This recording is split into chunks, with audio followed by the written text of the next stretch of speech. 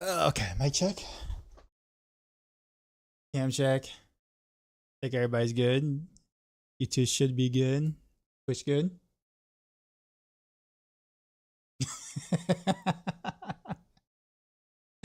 What is up? What is up, y'all? Oh, Peacha, I got a question for you. I think you might you might know. What up, pig? Um, I was thinking about it like maybe like an hour and a half ago. Um, you didn't happen to how much scoundrels leathers testing did you do in the PTR, Peacha?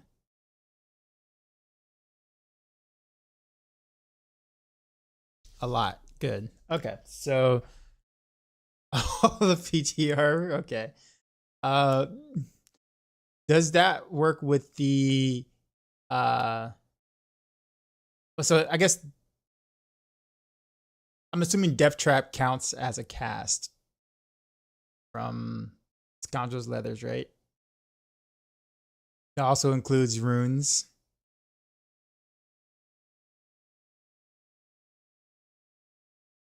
Well, yeah, so I know it procs no witness. But I'm saying like does it count as like a cast from like in terms I forgot which runes they are, but in terms of like cast ultimate skill ritual as well as um what's the other rune? Which runes did you use?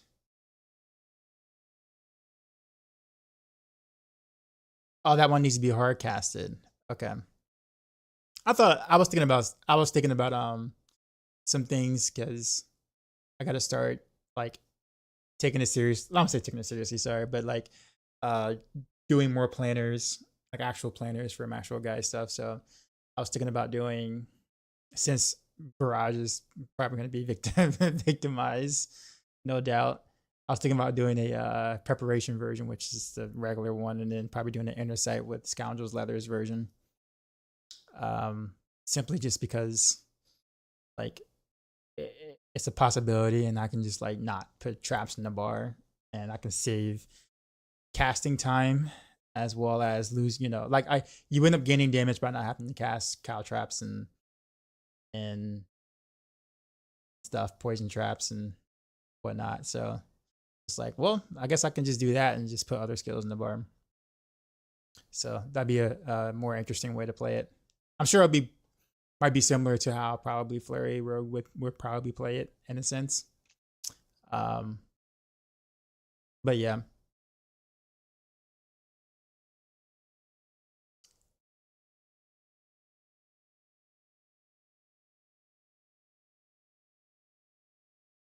I'm gonna go on coal or poison for rapid fire. I know you're gonna play coal even though there's not much dot damage. Um, that's hard to say just because I just don't know what the content is. See what I'm saying? Like, I think that's the biggest thing. Like, I know, like, so if I'm basing it off of like um hit, then so I'm making both. I think the thing is that like I'll have if if I if I do it, I probably would do both, but I probably do poison as like a variant and not like the main because I will end up like having a hard time explaining to people that the poison you're not taking poison for poison to be the main damage dealer like you would in other builds. People are going to be confused, and people are like, oh, so oh, so you want some damage over time, right? You want damage over time? Like, no, no. Like, I don't understand. Like, but you got poison, right? Don't you want to put poison to poison? Like, no. It's like, what do you mean? So like it's having to kind of explain what the poison is mostly for. I'm gonna get like a jillion DMs. I'm learning that more and more as I get or as I grow as a content creator. Like how many more questions I get about things that seem so random, I guess. Um, so for me to actually have a night, you know, to be able to sleep at night, I think I'm probably just gonna just do poison as a variant in a sense, and just kind of leave it at that. I actually thought about doing yeah, it gets very it gets pretty hectic, especially if you're if the, like, let's say if your guide or we're on Maxroll and it's like we have rapid fire in like S plus tier or something, right? Like, you know, well, let's just say rapid fire is in like its own god tier, right? You know, then obviously it's gonna get a lot of attention, and then there's a lot of questions that's gonna be asked. But like, let's say if rapid fire was like C tier or something, then I can do whatever I want, and most people won't even care because they wouldn't even look at it, right? Because it's, you know, it just won't get any clicks, and like that's it. So there are certain things where it's just some choices are made because I know what what the audience is going to say or do. A great example of that would be I'm gonna say a great example of that, but like I learned that with Barrage this season. Because ironically enough, this season right now, in terms of combo point Barrage, or sorry, Barrage that isn't in Dario's Barrage, which is a whole another thing on its own. Like, combo point whole Barrage is actually still stronger, but people were having a harder time pulling it off. But when I remade the guide into just pure physical and just being preparation, and all they had to do was spam, people loved it. It's like, oh, this feels so much better. But ironically enough, the cold Barrage was, I still left as a variant, was still stronger. Just people didn't really truly understand how to really play a combo point Barrage build. And instead of keeping, you know, having to keep explaining it over and over and over again what you need to do, I just decided, you know what?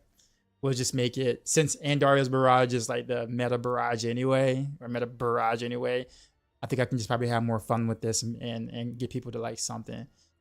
And when I made the change, people were just like, oh, this is so much better. And don't get me wrong, physical Barrage is fun. It's a ton of fun, right? Like, it's a better feeling build for sure. But it was weaker than cold Barrage. But for the players that were playing it, they didn't feel that way at all. So it was just like, okay, I guess that works then. I mean, it wasn't much weaker than cold Barrage, but people just thought it was a lot stronger, a lot better than cold Barrage, and it's like, nah. I just didn't say anything. I'm just like, all right, you know, cool. If that works for you, it works for you. No problems here. So, yeah, I'm learning when it comes to stuff like that. I'm learning, or I'm still in the learning phases of who I'm writing for still. What's my rogue transmogs? Looks like the kid who wears the same Dragon Ball Z bowling shirt to class every day. Ouch. Ouch. I have no comment. Yeah, you don't need any traps in the bar except cow traps because somehow it is bugged. Sometimes it won't. Sometimes it doesn't cast until you manually cast it. If really? That sounds awful-ish. Dartless, what's going on, man? You had to end your stream early because Xfinity took a dump on you.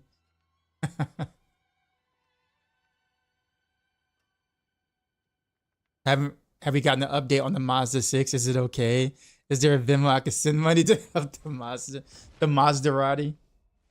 Get it right. You gotta call it by his real name, man. The Maserati. I guess I should probably clean this out, right? Alright. Guess I'm gonna put back on some Heartseeker, have some fun with that, and then I don't know, maybe do some group bossing or maybe some group hordes. It's a double blow if you were that kid with the DBZ shirt. Yeah, that's me. actually never had any DBZ shirts, but I was a huge fan though. Austin Sims, what's up, man? Also, congrats yesterday.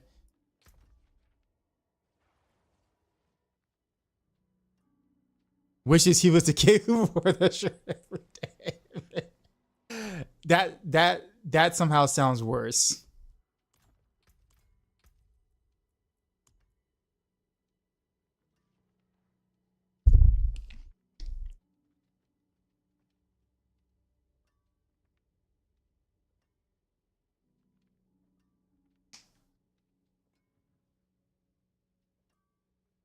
Really, Pig?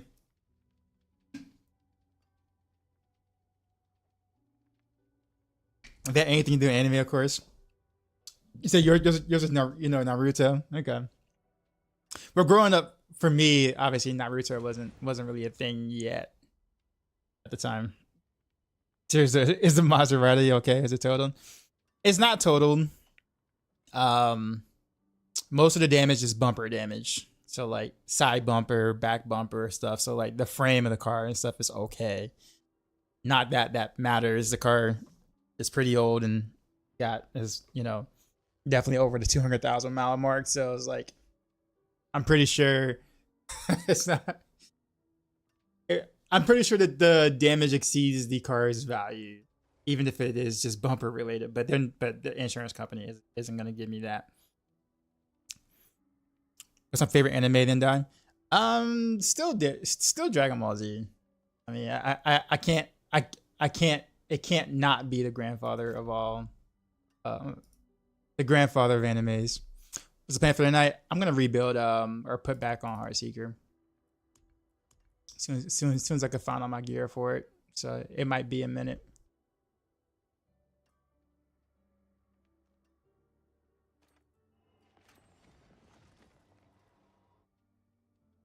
What games are next week? That's a good question. I don't know. I might actually do a poll. Yu Hakusho? Nice. Where's your Cowboy Bebop people in chat? Yo, Cowboy Bebop, what is it? No, I mentioned it before. Cowboy Bebop was like the only dub that I actually really liked. Everything else has to be Japanese voice actors / subtitles. Has to be.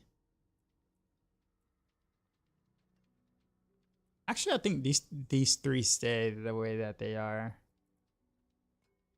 So does this weapon there. I think I'm missing another sword though. No, I'm not. It's a shard, right? Yeah, it's a shard. There's not too much I have to change up. I do need to change up my Paragon board though. Where's my glove?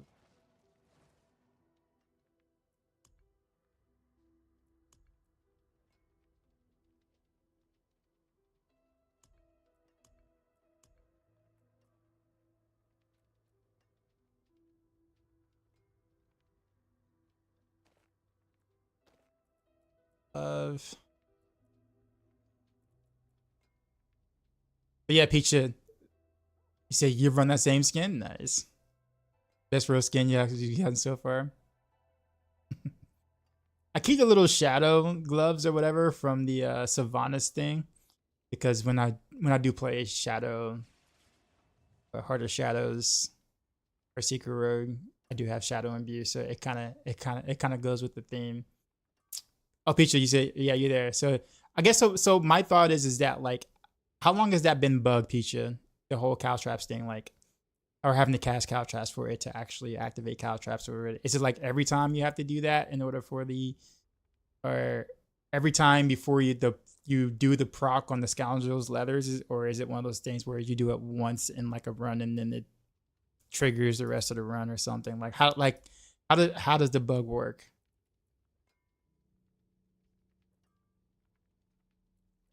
It's important. You can do it once and then it trigger. So like, is it like once per game, like, or like once per instance, or like once per like proc or so?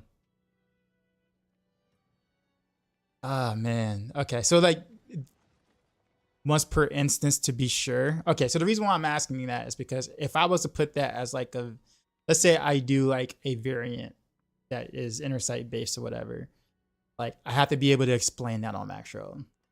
I think that's the issue I have with, because I want to do it, but I don't want to do it in the sense of, oh, okay, well, me having to explain the rotation of like to get around the bug, etc. If that makes sense. Yeah. All right. I hope they fix it. I really do. But yeah, how long has that bug been in the game? Do you know? Is it like something something that's been there for a while since the leathers has been a thing, or is that like something new to season 5?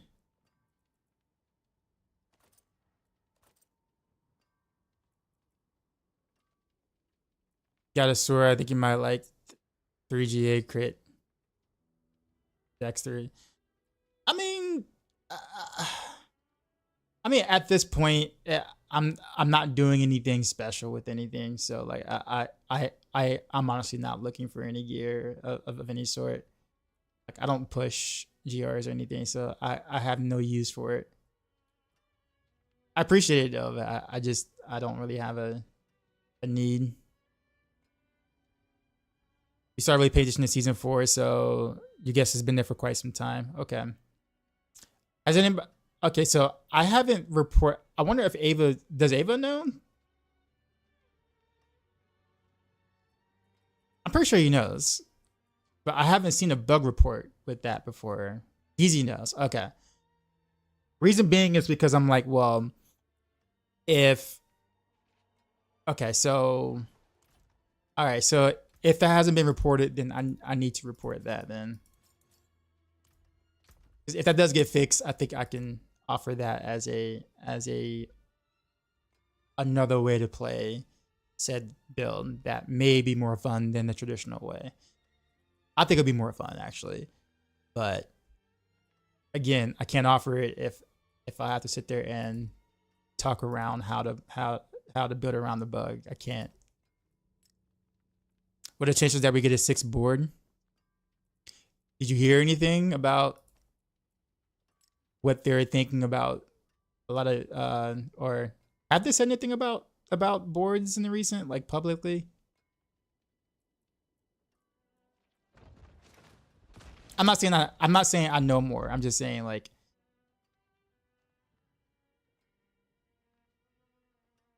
oh, you said in the campfire chat they were open to it. Oh, adding board. Okay, so I think for that, it's more like they might be thinking about like adding more like new boards or potentially expanding upon. I don't know.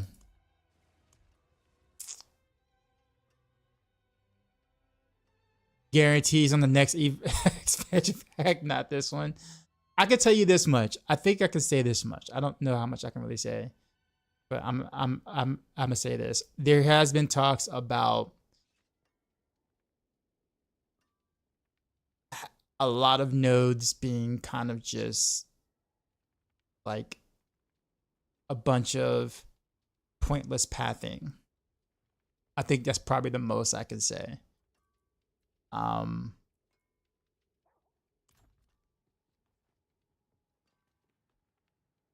Yeah, so there's been talks about that. I don't know what's gonna happen or anything, but apparently they're looking into that. With that being said, to me that doesn't sound like a possibility of a 6th board. But what it might seem like is they might do more with their boards that are currently there. That again, that's not saying I have more information. That's just all I know.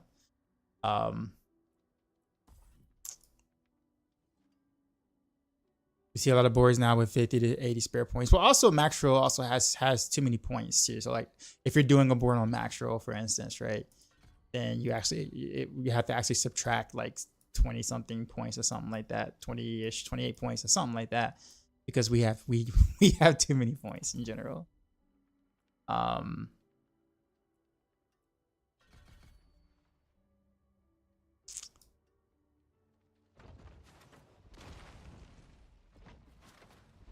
Oh, so the plus 28 is from renown, so it's not too many. Oh, I swore we were talking about it in the chat, saying that it was too, like, it was too many. We had to do a subtraction or whatever like that.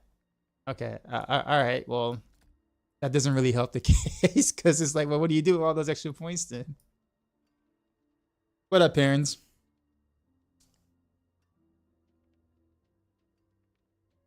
Even if he says I reported it. Yeah, speaking of reporting, still have yet to speak to police about the incident. I think I'm just give up on it, to be like 100% honest. I'm just like, all right, this ain't happening.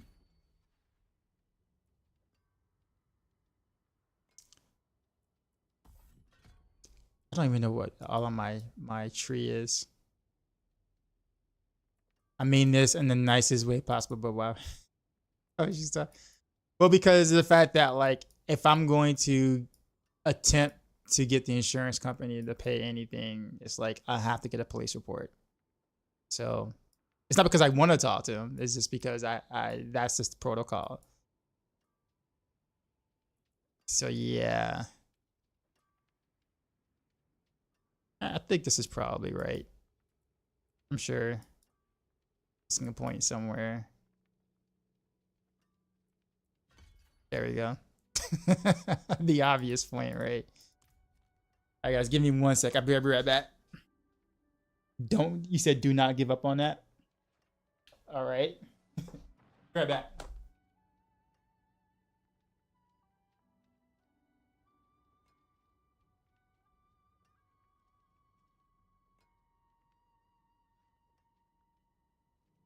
Greetings. Hello.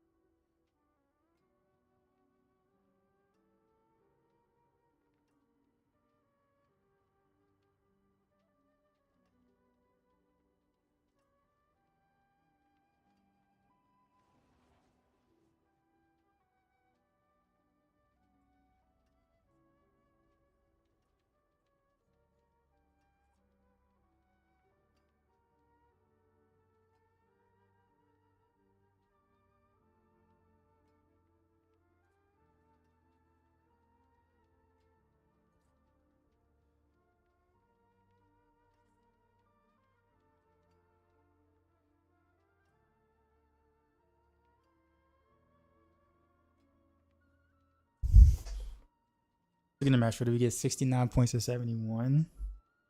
ETR 69 match to 71. 2 points from renown, I believe.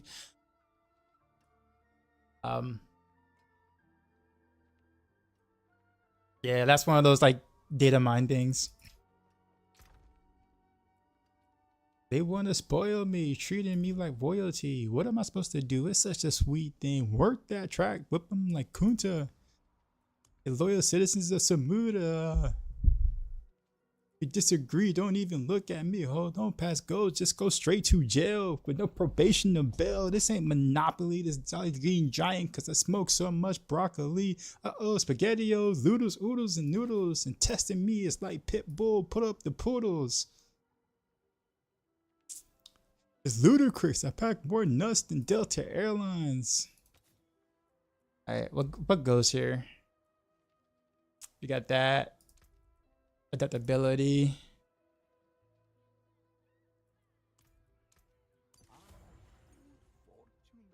Full coverage with collision. On the correct -6 minus deductible minus the risk of talking to the police about anything. Of all the tracks to throw down, this is the one you know by heart. I know a lot of ludicrous songs by heart. It's just that this happens to be the one that's playing.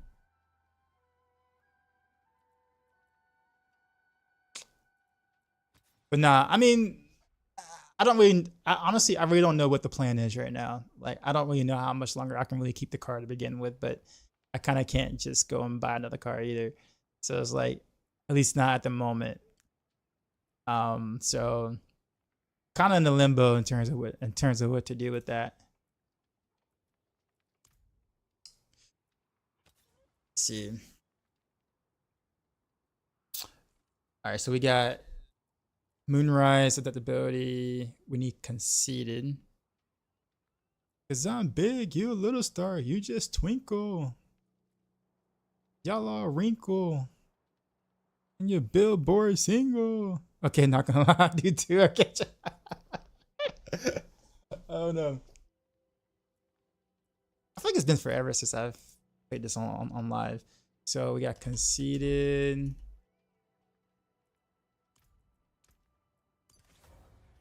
And then retribution? Is that what I did?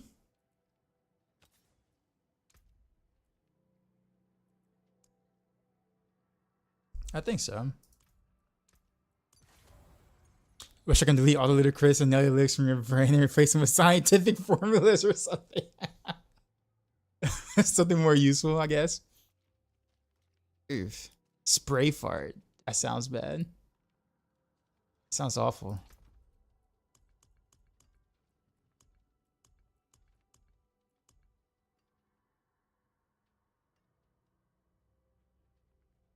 We're good. That was actually less painful than I thought to like switch. I really want to take Umbrus off. I really do. Because I was doing a lot of that on PTR. I didn't necessarily need Umbrus. But unfortunately everything is damage per Dark Shroud, so it's like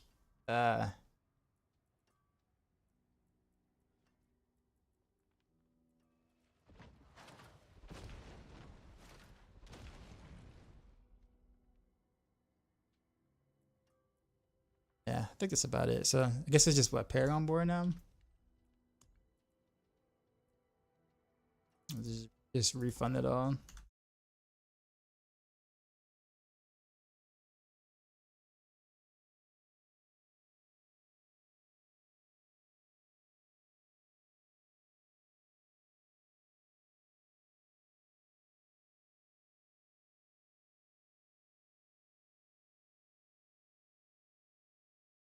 Guys, Paragon.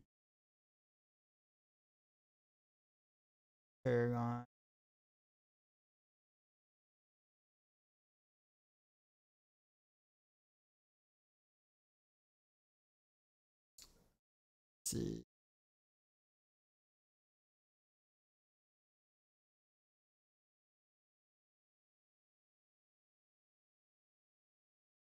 I guess this looks fine.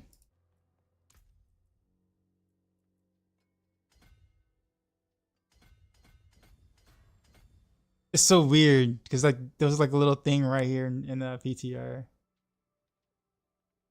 Hello. Actually, speaking of which, why does that look like the PTR Paragon? Oh, okay. I gotta hit the live thing. Oops. Okay.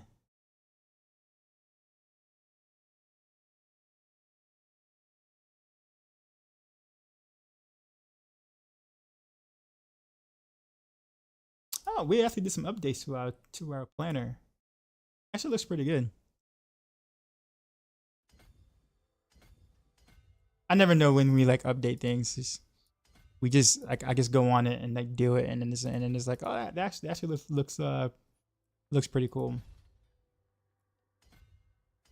But for real, I guess while I'm putting together this Paragon board thingy, what suggestions do we have for games for next week? I've heard Space Marine 2. Someone said I should play Black Myth. I know Riptide's gonna say Tekken 8.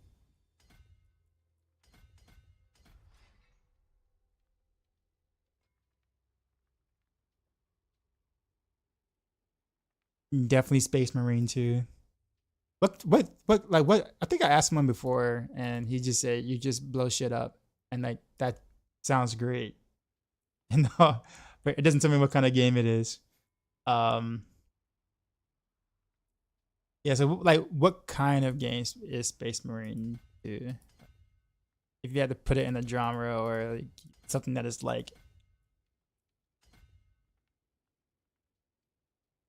yo, heretic when you kill shit. Co-op PvE horde shooter. Definitely StarCraft 2. StarCraft is a Warhammer ripoff anyways. I mean, true.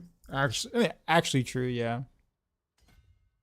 Just Blizzard did it better overall in terms of, you know, the quality of the product. But yes, you're not wrong. Blizzard took heavy inspiration from that universe.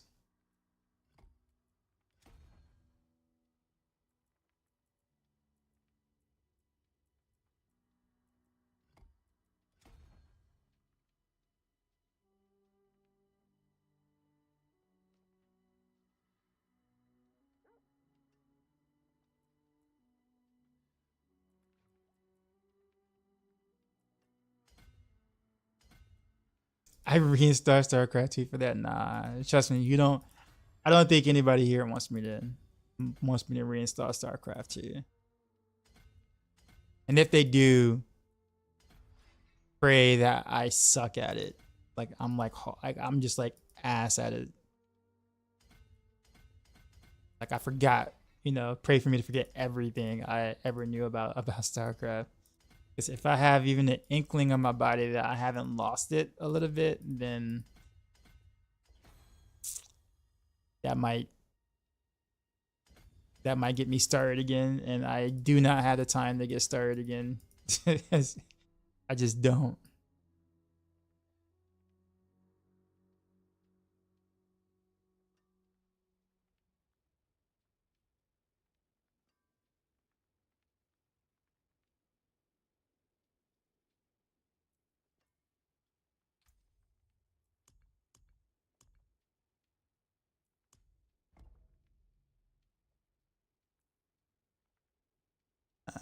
Rotate board.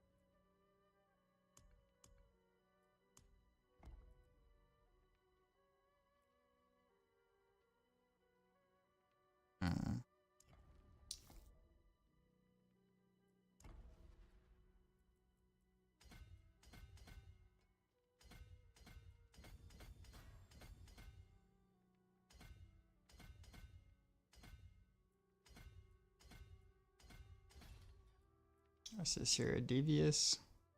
Yeah. Clover, what's going on? What about Wukong?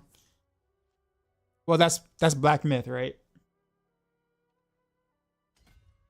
The Space Marine. I guess just you said it's a PvE co-op. So is it like a two player co-op type thing, or is it, you know, or as you say co-op? Or is it kind of like a, I ask because I'm pretty sure that would be something that I think my brother might like a lot.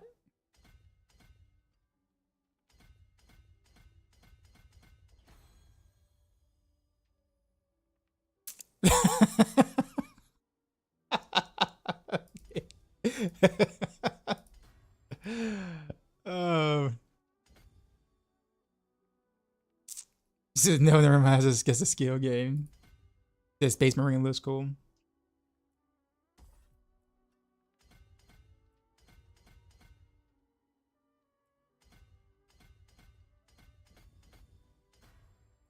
All right, we'll see.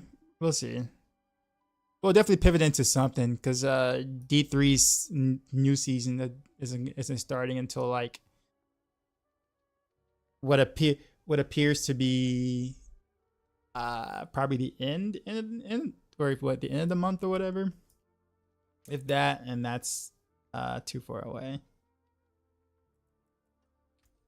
Otherwise, I'd gear up to play that, but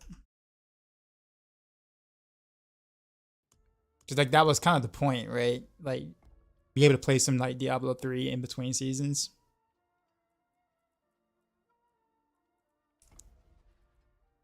And that hasn't really worked out well in the recent.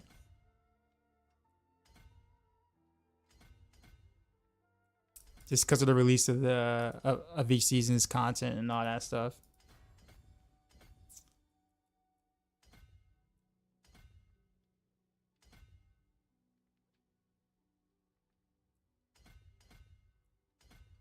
Goes here, control.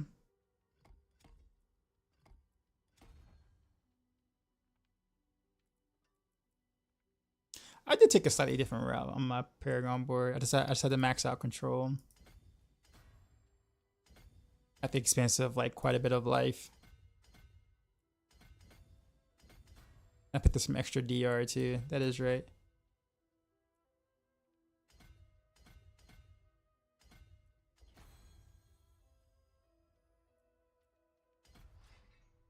To the trade.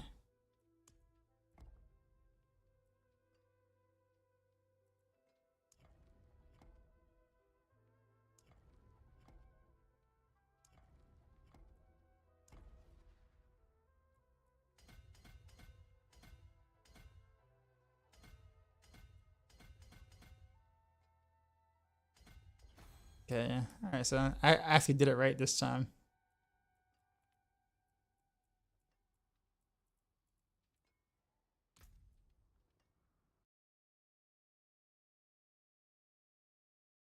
Skill tree.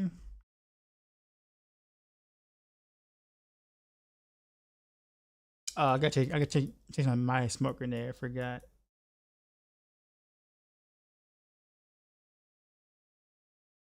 Okay.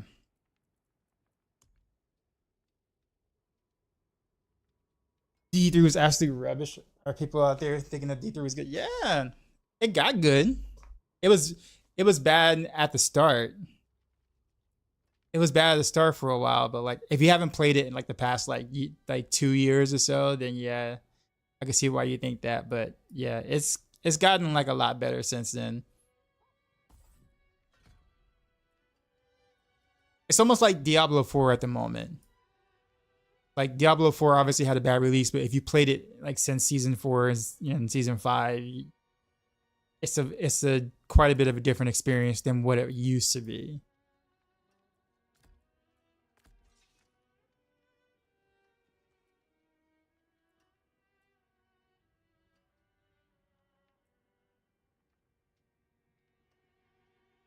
Where did my points go? Why do I seem like I have extra points here versus what I have in my skill tree on the planner? I got this maxed out somehow. I got a point here, but I also got these two maxed out. I'm not supposed to have them or be able to max them out according to my planner. So like, what happened? I just want to see if I can. Okay, no, so it's not that. Yeah, I don't know what I do. I'm not complaining, but I feel like I'm missing something.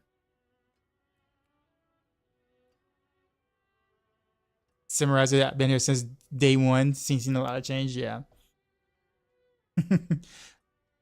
I don't know. Felt the PTR felt more unrewarding than season 0. That's a fair assumption. I think I just kind of hold my reservations at the moment. Well, PTR for sure, yes. But I hold my reservations in general because I have not played the other 3 types of content. So it's like I don't know what to expect from there. But if the rewards are very similar to what we got in the PTR and pits, then yeah, I'd be very concerned. But yeah, if that comes around, yeah, for sure. I think that's it. How do I end up? Why do I feel like I ended up with more points than usual? What did I do different?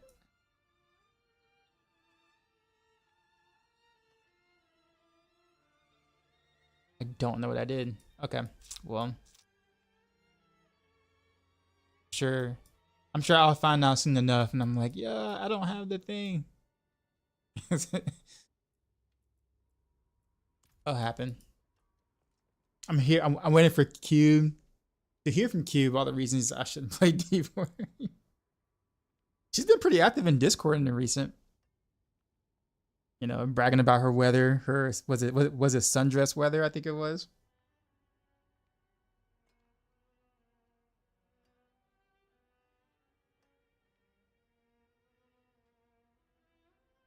Didn't Q play season 4 Star Turn? I think she did. She did that again, probably. Yeah, I'm sure. But she also plays. I think she plays on console though, right? She doesn't play on PC. I think she has Path of Exile on console. If I'm not mistaken. Um.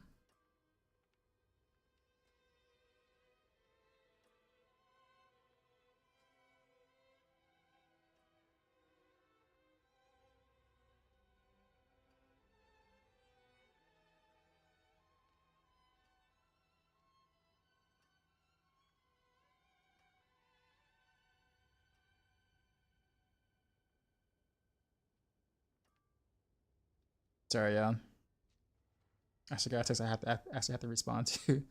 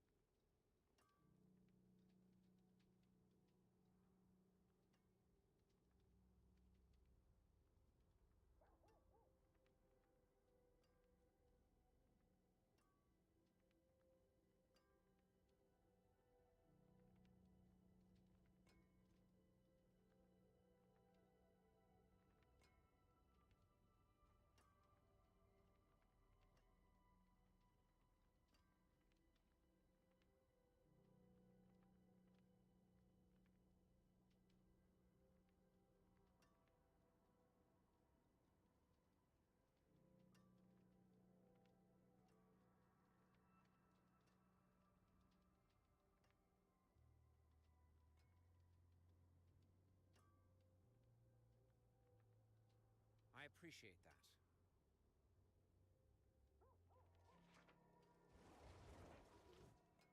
that. Is they still looking forward to November 15th? What's happening on the 15th?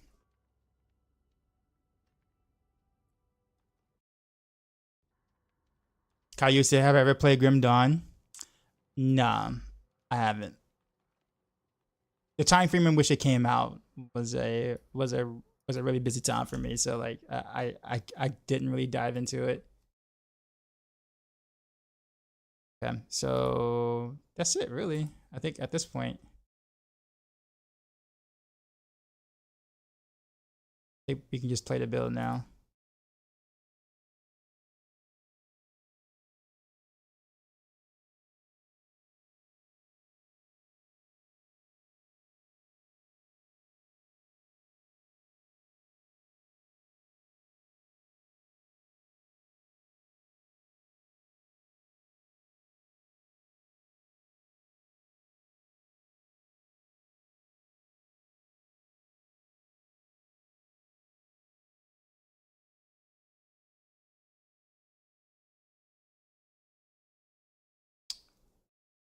can't find anything I'm looking for.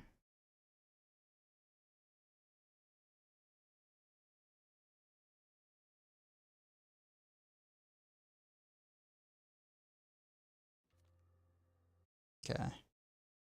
There we go. You had a lot of fun with Hogwarts Legacy and Biomutant. She played for an hour and said, "Oh wait, I can't do the accent. This ain't no good game for a Kiwi like me in lockdown." I don't know why I heard it in the accent, but I can't do the accent though. Like, ain't no way. There's a setting in the options here. Also, how come no one told me? How come no one told me that you can actually like put potions and stuff on the little wheel thing, the short wheel thing?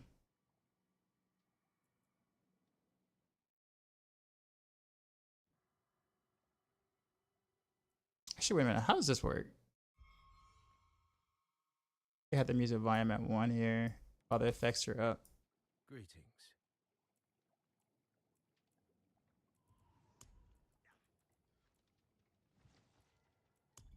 And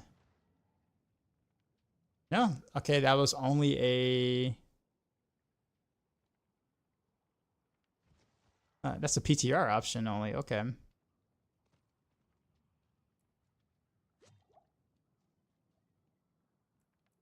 Okay. Well, all right. Not mad at it. I think that's about it.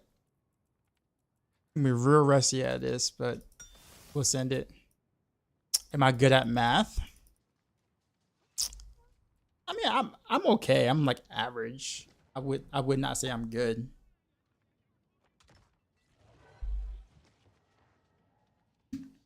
Like definitely like unimpressively average at math.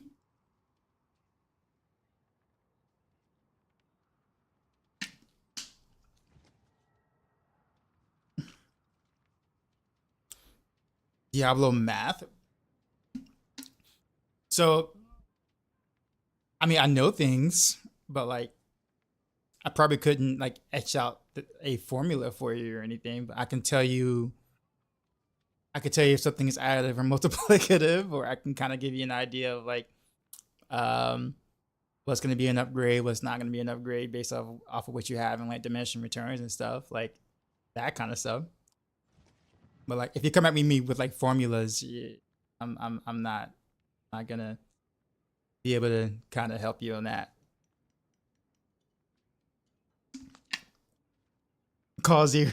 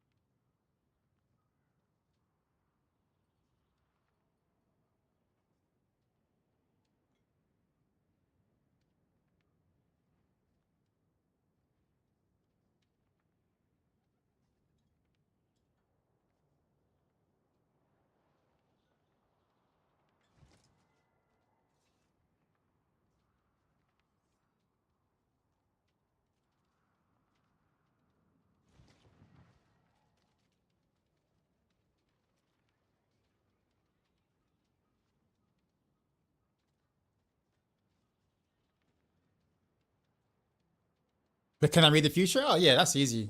Compared to math, yeah, that's easy. Totally, I can tell you in the future. All I gotta do is just ask. Wait, what? Oh, J Rockets, what's up, man? How am I doing today? Okay.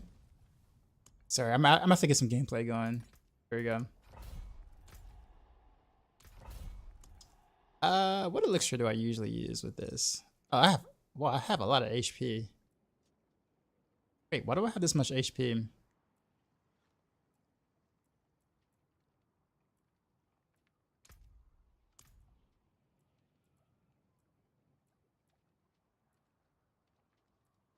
No, I'm serious. Like, why do I have this much? So I'm Captain Armor, so I'm good. I'm Captain Resistance, so I'm good. Why do I have 29k HP? That sounds like a lot. I'm legit worried. I'm like, but is this Heartseeker?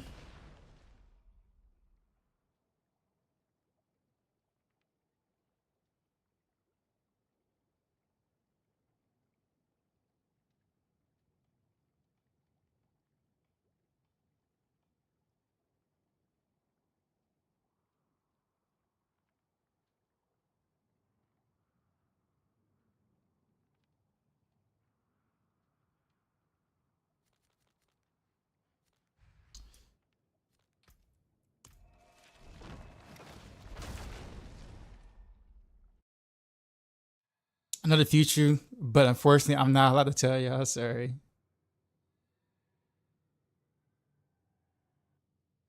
Mayhaps. Okay. Thanks, 8 Ball. Now I haven't played this in a while. It's gonna be real rusty here. All right. Go.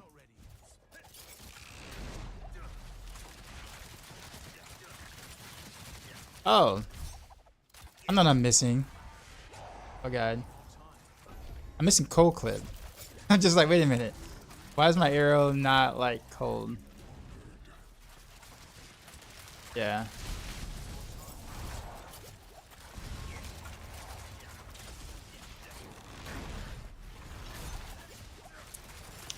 I knew I was gonna be missing something.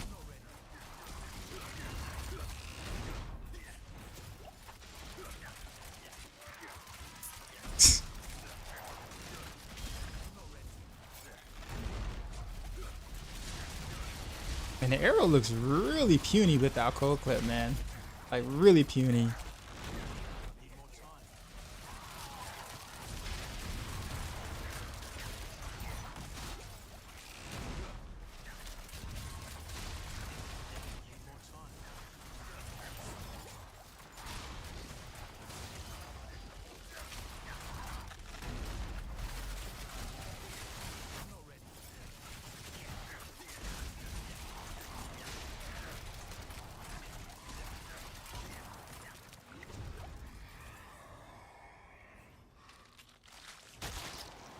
All right, let's go pick up pick up cold clip. kind of need that. The question, there was someone on YouTube in my YouTube cart the other day looking for a 2GA YouTube cart. Is a YouTube cart? I found one, but as I put, oh, YouTube chat. Okay. I found one, but he has yet to put, but he has to put damage over time on it. He should be good to go. Oh, YouTube. Oh, YouTube chat. Okay, so like the previous stream. Okay, gotcha. Yeah, because someone was looking for a 2GA bow. That's right. You're right. I'm not sure if he's probably not here today, but yeah, I'm like talking about now. Yeah, okay. Yeah. I remember him. He seemed real sad about like not having one either. Kind of felt bad. Okay. Cold clip. All right, here we go.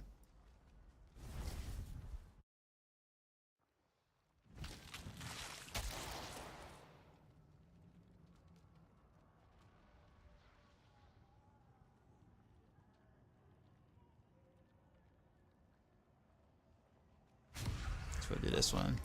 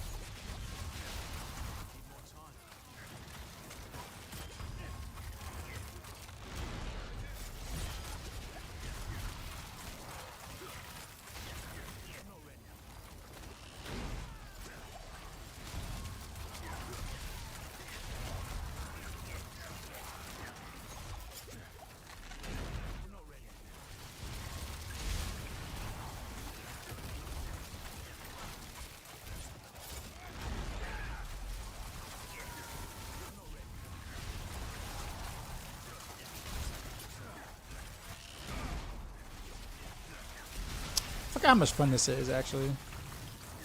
More so they like the shadow and blue deep view explosions, just the sound of them. It'll be sadder if it gets one that instantly breaks it. By you're already spelling doom before the trade even happens. You found some nice Pangorges? Yeah, Pangorges is a necessity for Heartseeker this season.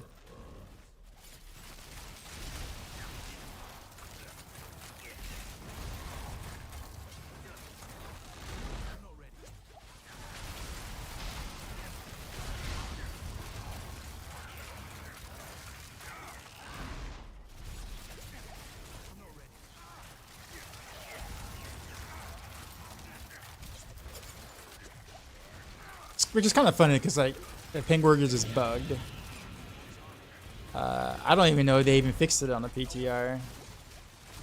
I didn't even bother to like test. Pretty sure the follows.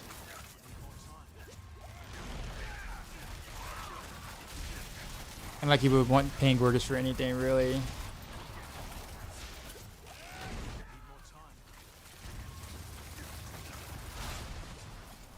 Although technically, I mean, if they did fix Pangorgers and close quarters combat skill or turf skill close quarters combat the way that other glyphs skill other key passives, then I guess there might be a reason you could do it. Not that you want to, but you can at that point. But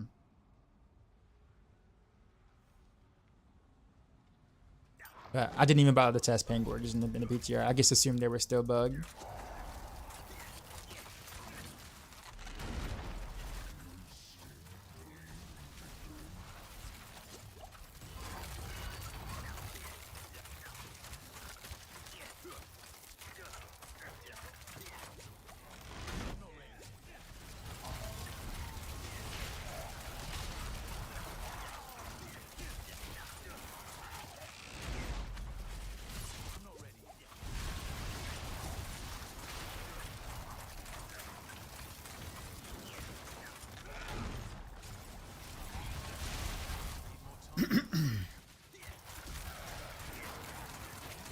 The school on the Barbie, we ain't trying to lose. See that we got amazing Druids. Old school players, the new school fools. Cast keep it jumping like kangaroos. The school on the Barbie, we ain't trying to lose. See how we got, damn it, didn't change the rules.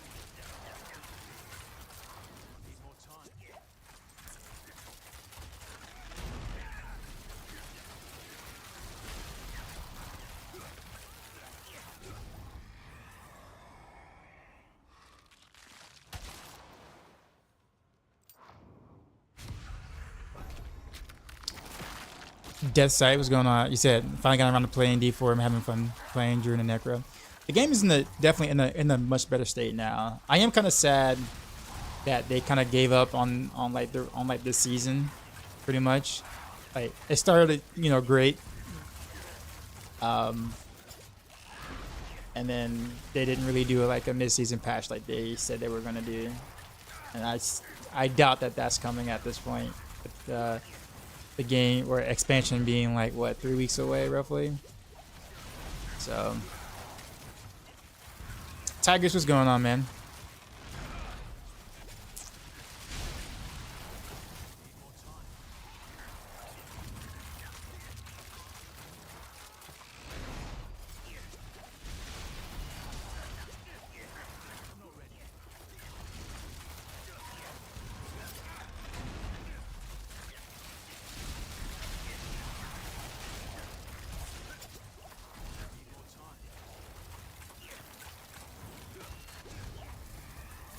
Dies in a single long move. Oh, that twisted track comes out. I'm not ready yet.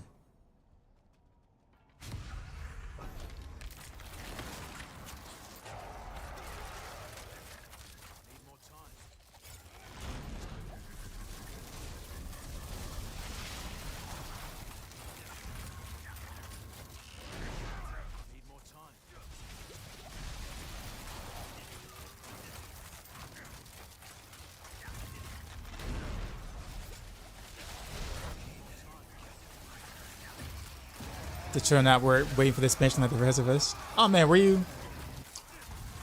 Night shift, or are you across the globe from me?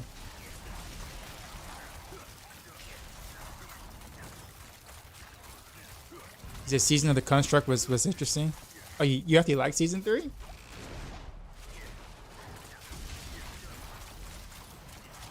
Impressive, actually. But yeah, I mean, yeah, you seem like the season is repeated last season.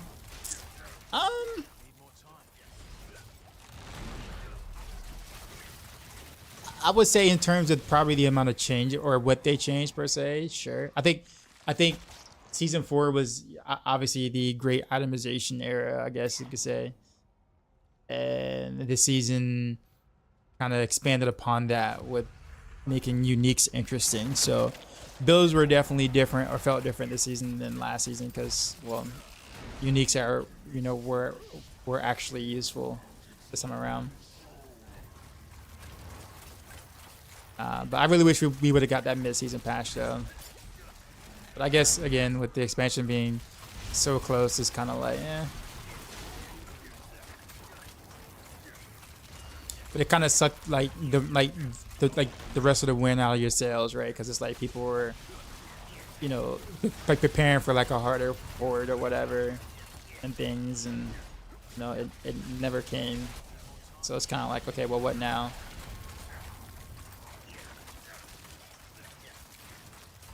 Oh, sorry, that's not I forgot it. That's my PTR Heartseeker. But I mean, this is Heart of Shadows Heartseeker, so this is my original Heartseeker build.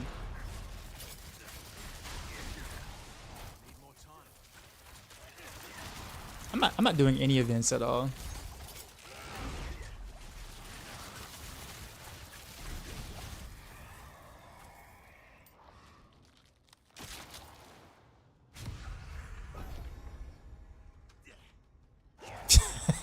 Good time.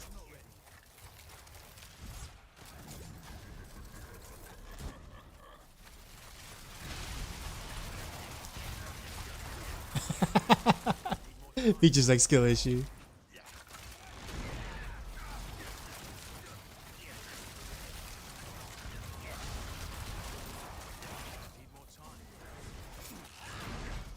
Yeah, like I'm like totally not paying attention to events at all whatsoever.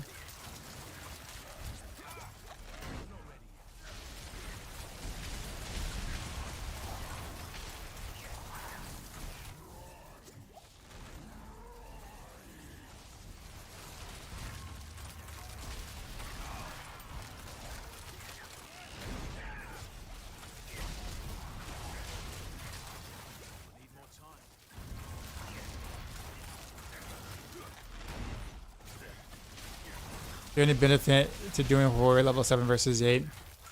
8 gives you an extra wave, but I mean, unless you can do 8 like quickly or like efficiently, then there's no reason to do it.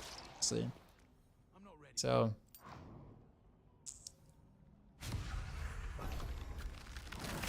crappy wave choices, that too.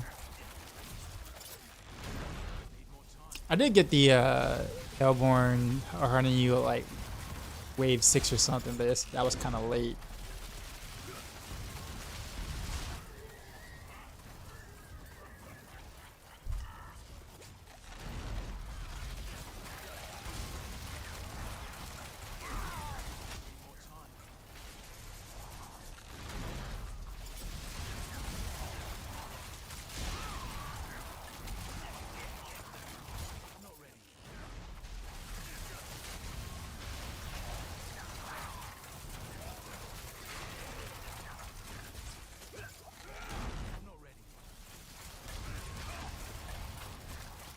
Yeah, see, I'm actually getting some Mather now. Towards the end.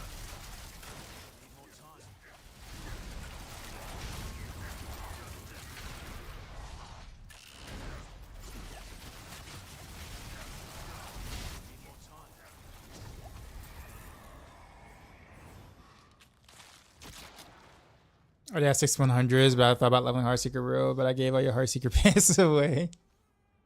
Heartseeker Road is fun.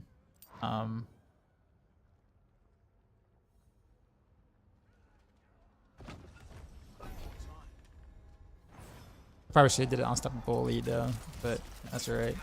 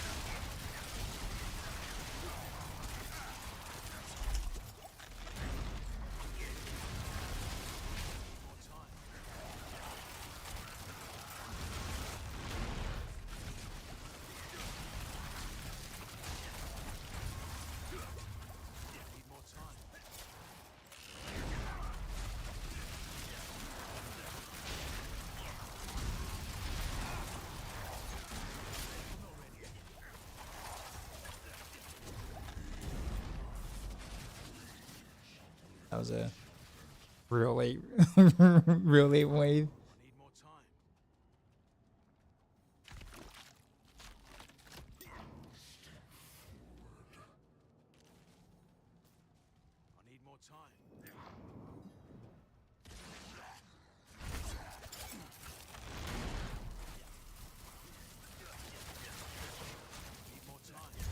Oh, that was bad, but that's alright.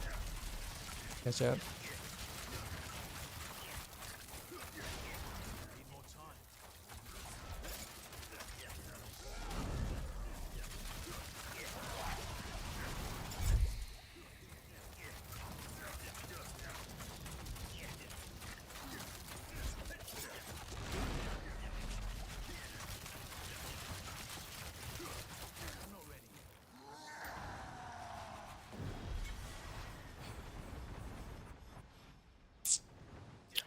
You said you haven't seen anyone get less than 500 on the T8.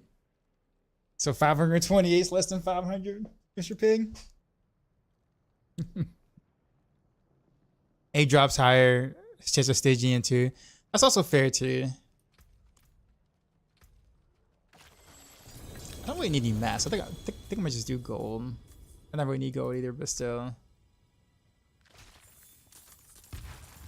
I just don't feel like playing Ring Around a Rosie with a chest.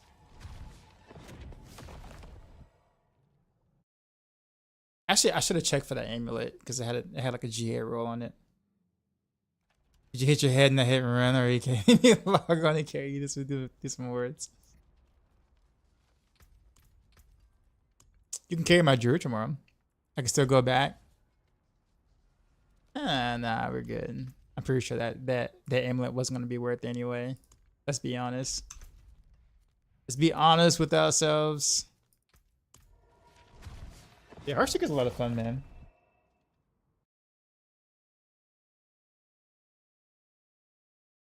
Yeah. You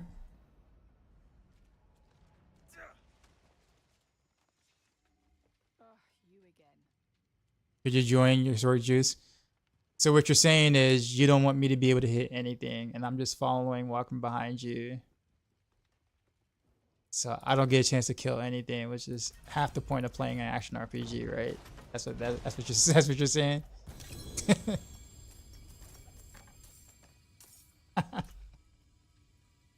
He's like, exactly. Tomorrow, since I'm gonna need help leveling up my Druid. I'll take that for days. Cause and like my Druid's gonna hit anything anyways, leveling up.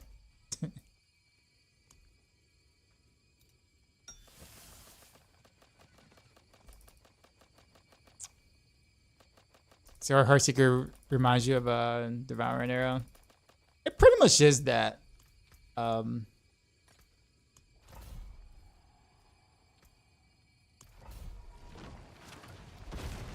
Please don't go to sleep right away. Maybe get a CT scan. Clearly something is wrong. Can Mythos get great affixes if you craft them? Yes, they can. I actually was able to get this one. This one was crafted. Did they ever catch the person? No. I mean, they haven't even got to me yet. Let alone catch the other person.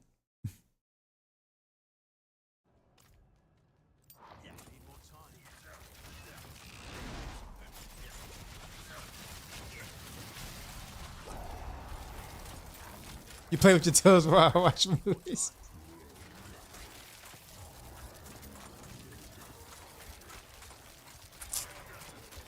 Where the enemies at? There we go.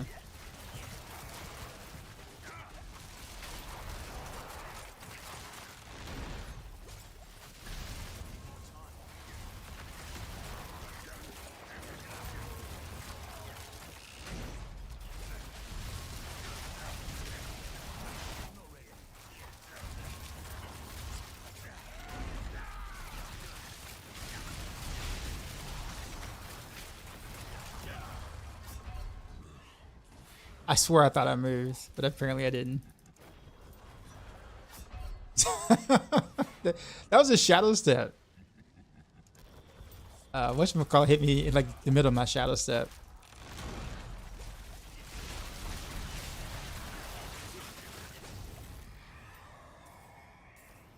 I had 0 deaths last run, and I already got 2 in like the first wave. It's bad.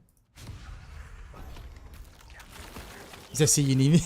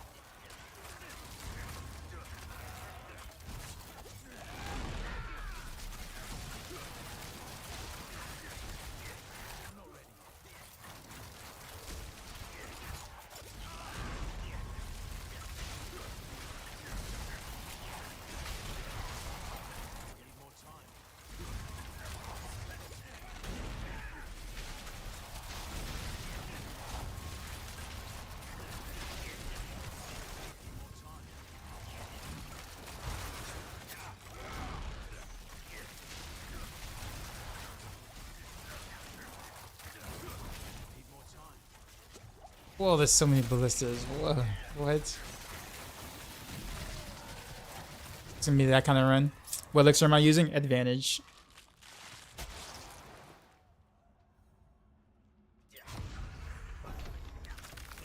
French fry technician. Speaking of which, have anybody noticed that like McDonald's fries are like different now? Like from like maybe about like a year ago roughly. Like they don't really cook them as long as they used to, and like they're like kind of like more soggy and like never like that crispy like deliciousness that it used to be. And it has like less taste for some reason. I don't know why. It's just been. I stopped eating McDonald's after I became a responsible adult. I don't know. Considering that they had the little $5 box deal, I mean. That's totally being responsible as an adult. That's a financially good decision right there. Just saying. It's a really good deal though, like the little $5 box meals or whatever for McDonald's and Wendy's and whatever other restaurants trying to copy the same thing. I'm just saying.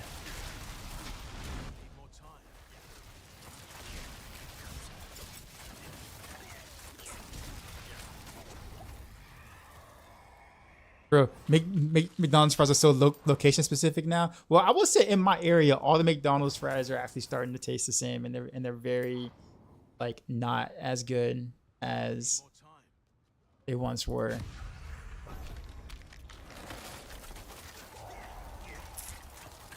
Since I started being the old man, I crave filet of fish.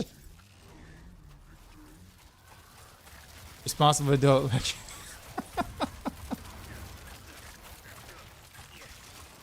Pigs are regular.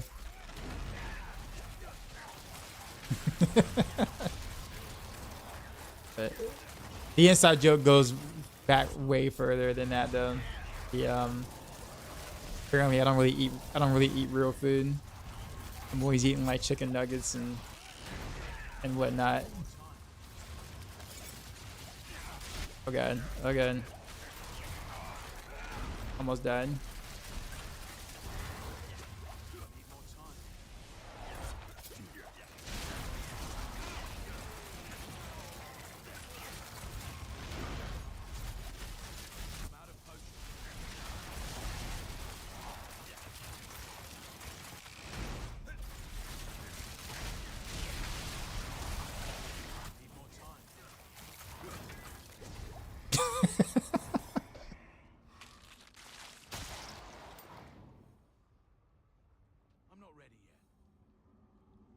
I'll do Hellfire.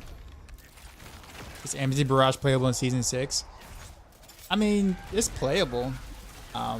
It's no longer like, at least in PTR. I'll make sure I reference PTR. In PTR, it was no longer like the top build.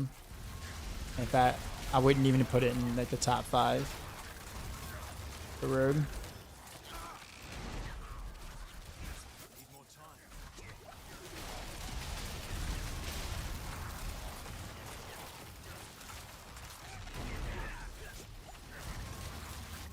But that was PTR though. I just kind of want to point that out. So when you say Season 6, is like no one really knows.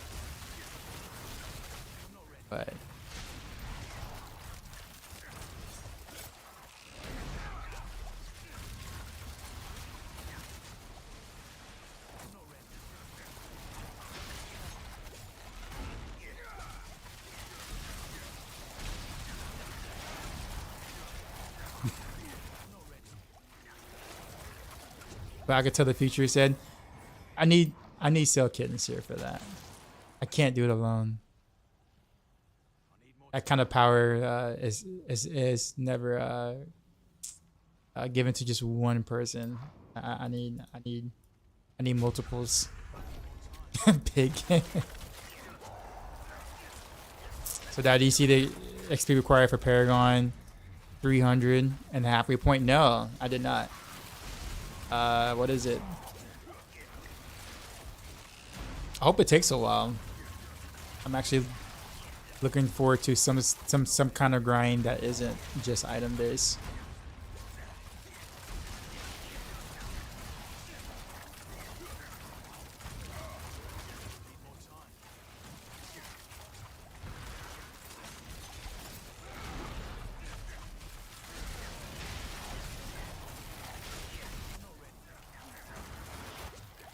Ah, that sounds good. I like that actually.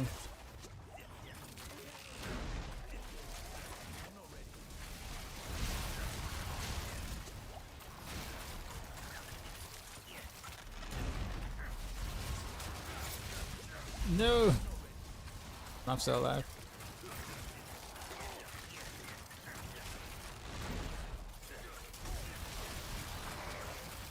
There's so.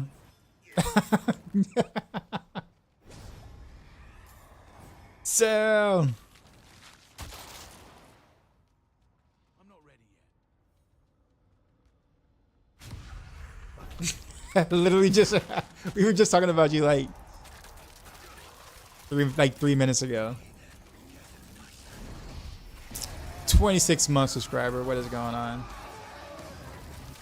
Appreciate you as always.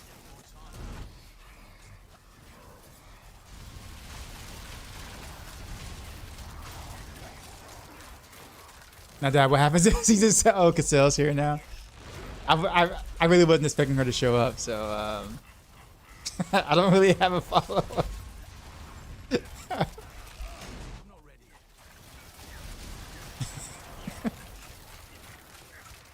Yeah.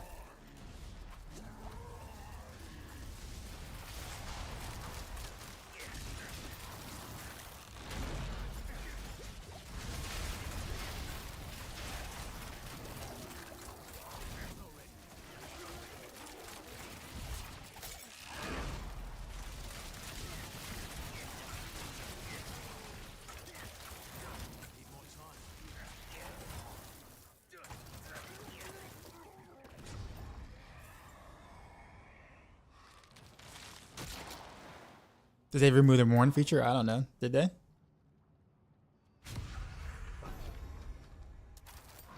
Is that T8? Yeah.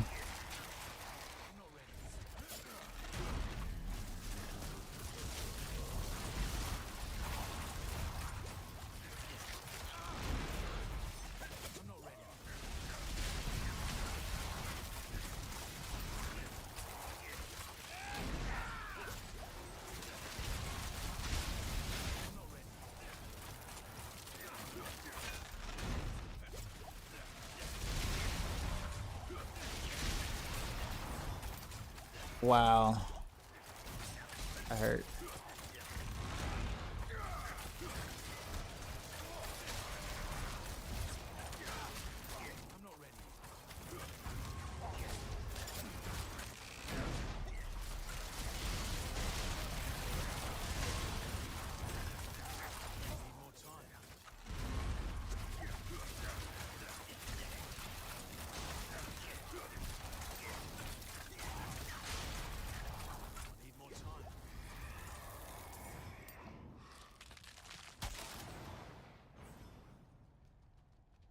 +1 health bar now in this Vaughn. Alright, this is gonna be nutty. So I got quite a few of these boons already.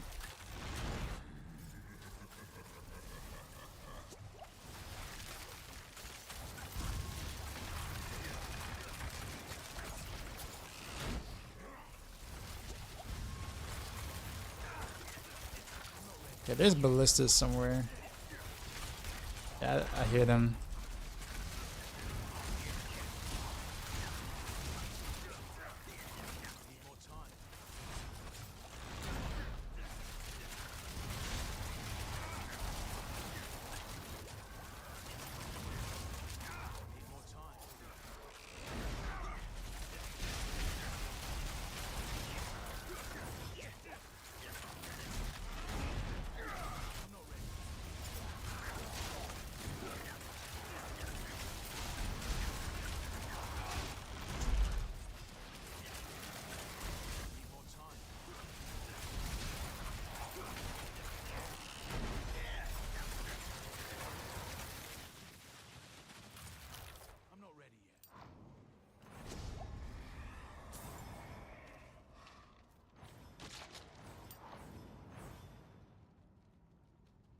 Did you know that the author of Can't Stop, Won't Stop, like one of my Facebook posts? I let it go like.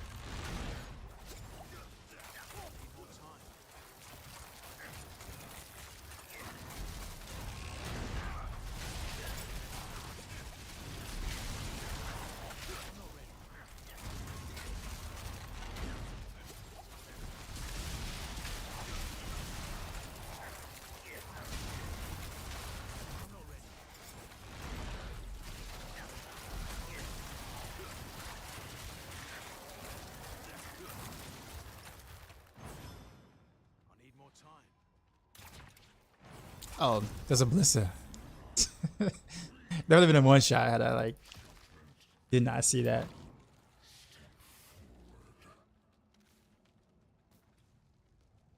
Then I unban her so I can be the hero.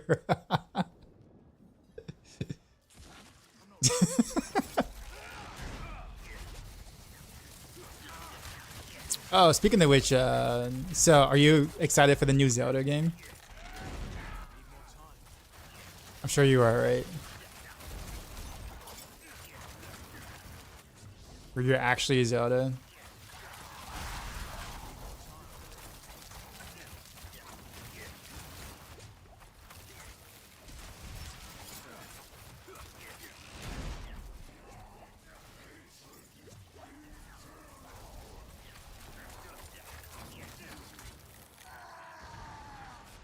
I'm one of those fake fans that only like Breath of the Wild. That's actually kind of a decent run, considering I like died twice in the in the first wave. Pants might be good. Up the Amy.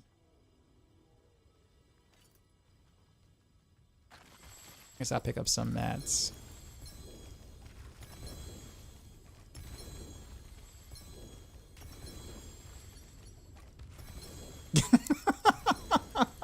What?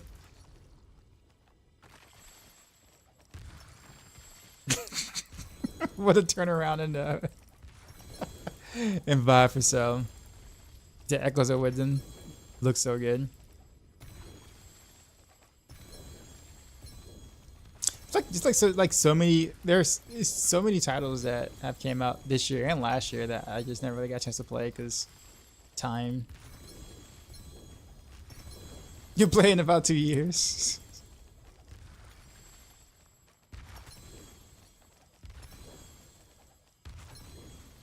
See all this busy shiny honey. She do be. I kind of missed the whole Cell Cart 8 thing. I feel like I either missed the streams or whatnot. The art streams are actually kind of fun as well.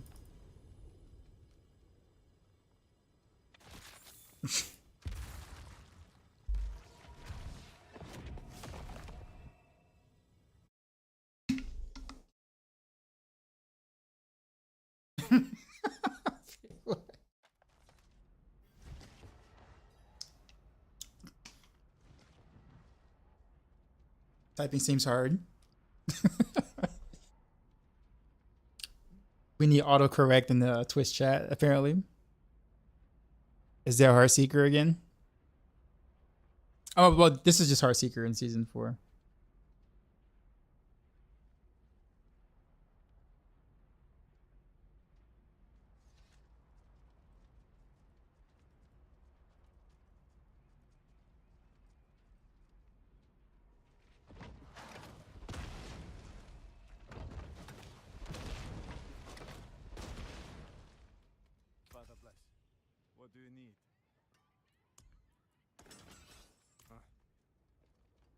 Isn't dash good for Horde? You kind of really can't fit dash in. That's the only thing.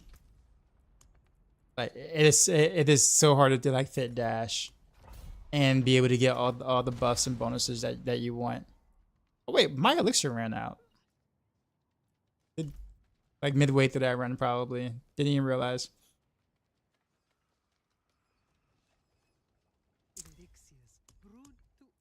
We'll do a couple of more of these, and then I'll see the chat wants to do some boss runs.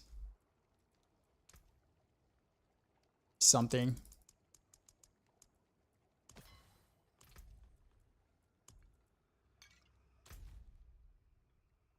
Is Daya WWE fan? I mean,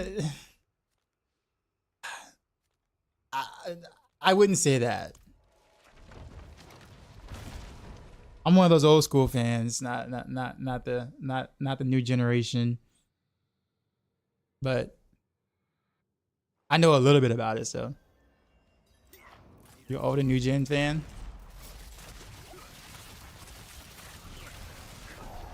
Boomer, yes. He's a closet WWE. Wow.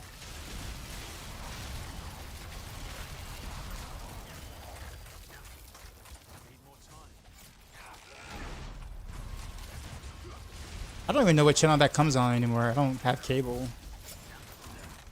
Can't afford cable.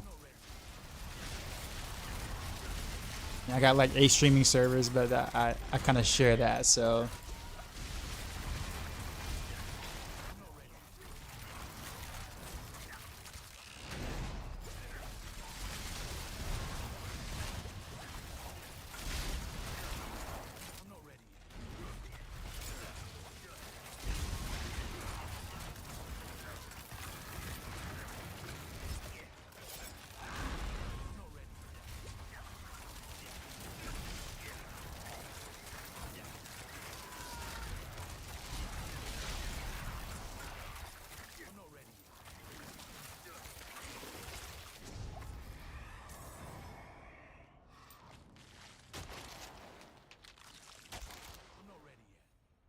How am I hitting for half build? I don't know. I push left click. Numbers come out both white and yellow. Sometimes I see orange numbers too. And they give values that have, you know, commas that follow. That's about it, really. What key passive is that? It's close quarters. Yeah, I mean, it's basically my Heartseeker build on Maxroll at GG. If you want to check that out. But it's actually quite a bit of fun to play.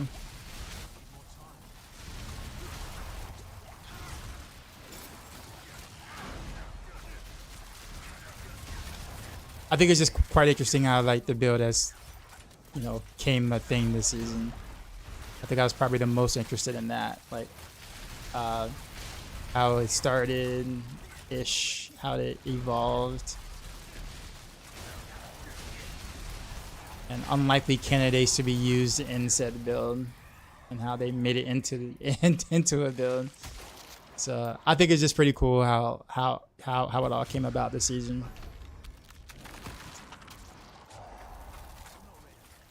Pros and cons versus Annie's Barrage. Well,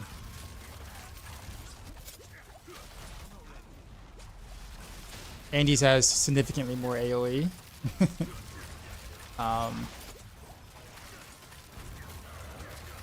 Heartseeker's really good at the individual fights, like when there's not much to kill or whatever. Heartseeker does require a lot more work. I'll say a lot more, but definitely more work to kind of get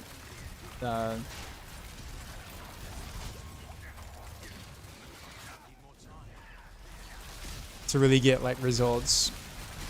But I do find the fun. I find Heartseeker a lot of fun, especially the Shadow Imbue variant. So I mean, honestly, it's really just more of a playstyle thing.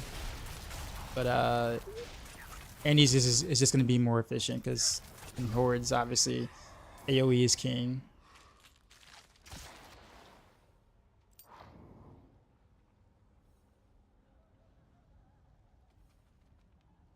Do I think PoE 2 would be good? Honestly, no idea, but I like the combat a lot, at least from what I've seen. So I'm very interested in playing or trying to game out for sure.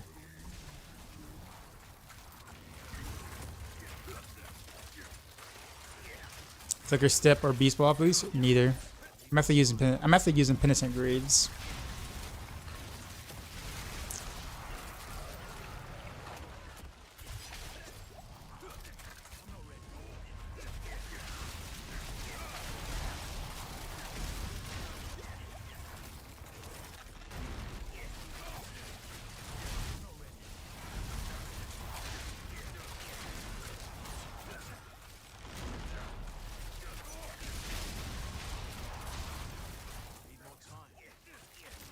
Minotaur versus AoE. I mean, yeah, pretty much.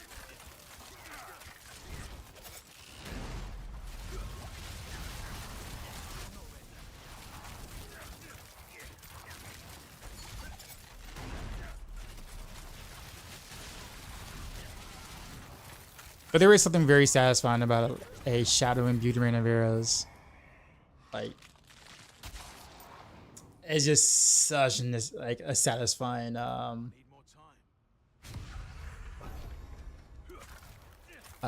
skill to use, or imbuement to use. I'll put it that way. GMAC, what's going on?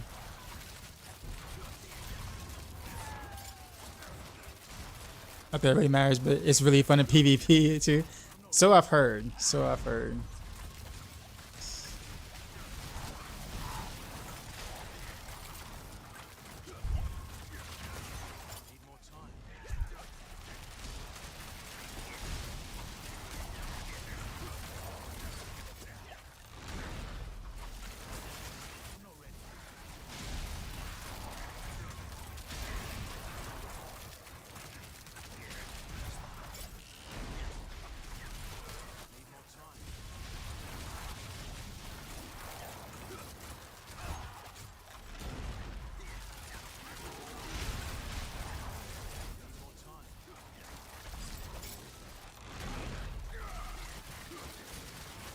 Shout out and view anything is it's just satisfying. Fair.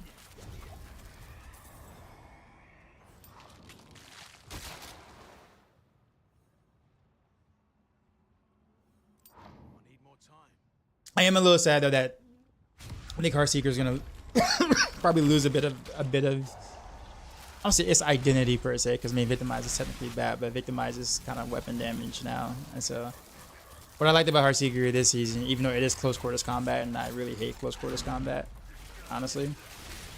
But you don't really have a choice here, or much of a choice. Is that like there's nothing really like it. You look at season 5 builds right now on the rogue, and like Heartseeker is different. Like it stands out on its own as a completely different intent, you know, and just the way it plays, built, all those kind of things. It's just different, right? Like you can't really like copy it into another build per se ish. So you know, it's just different. So it has like kind of like a cool identity where it sits on its own in a sense, whereas at least in PTR next season, it's bundled with the rest of the Victimized builds, because it's, you know, you no longer deal the damage anymore, because Victimized does all the damage. So it's kind of like it loses like its flair a bit. So even though the playstyle is definitely better in PTR, because you know no close quarters combat, but it kind of loses its flair of what it was or is from season 4 and season 5.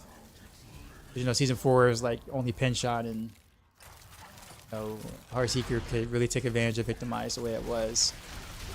But now season 6, sorry, PTR, it's kind of like Heartseeker is like one of like 10 possible ways to play Victimize, and it's like what, middle of the road at best at doing that. So it's kind of like well then.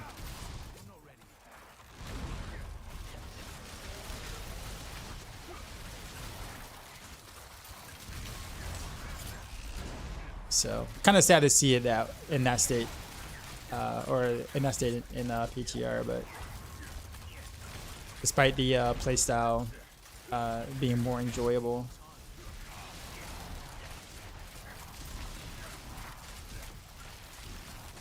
you found dinner over here. What are you eating? So your Heartseeker is at like level 36 is what is yours? Is it level 36? I mean, my rogue is 100.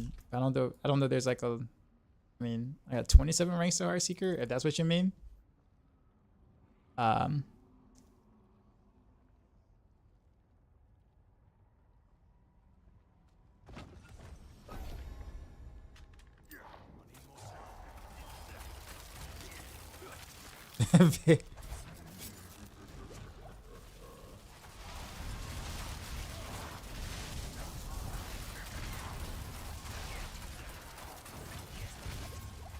How do you have 36 ranks to Heartseeker?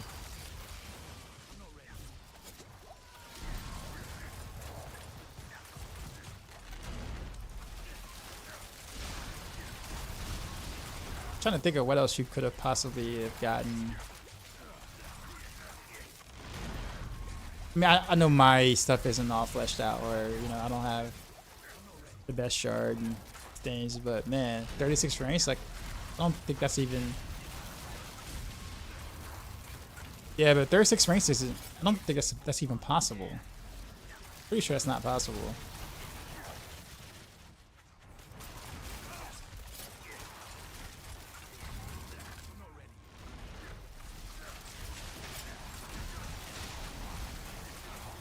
Like, if that's the case, then I'm missing a shit ton of ranks.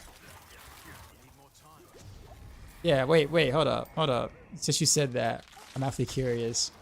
Alright, so I'm missing 1 rank here. I mean, 2 ranks here?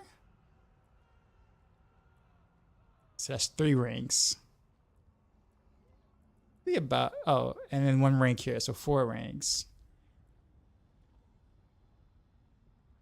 So 31? Hold on, let me check my planner. Pretty sure you can't. Okay, 33.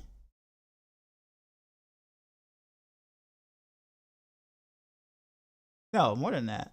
No, you can get. Wait, what?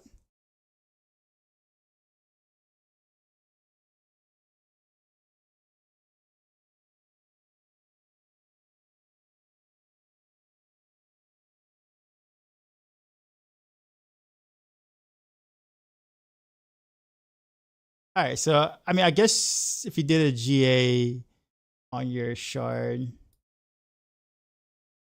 yeah, GA basic attack 7. Yeah, so that's 34 ranks. Okay, yeah, so I guess 34 ranks is as much as you can get there.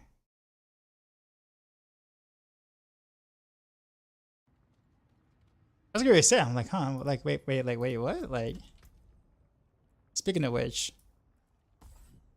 pretty sure I can't go anywhere. Actually, I am missing some ranks. Actually, now that I think about it, I was stuck at 27.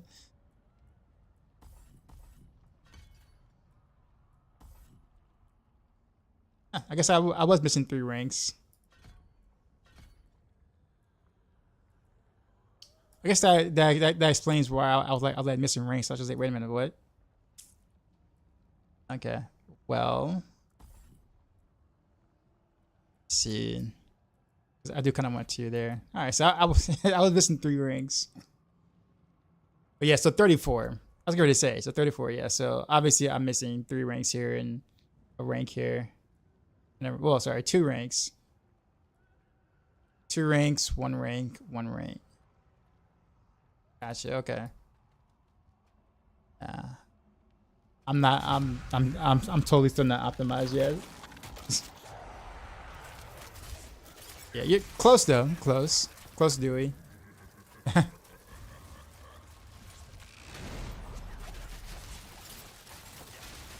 Get topaz in your weapons using flicker step. Why topaz though? Over like the diamonds for the no witness legendary no buff. That's gonna end up being more damage than the topaz as well.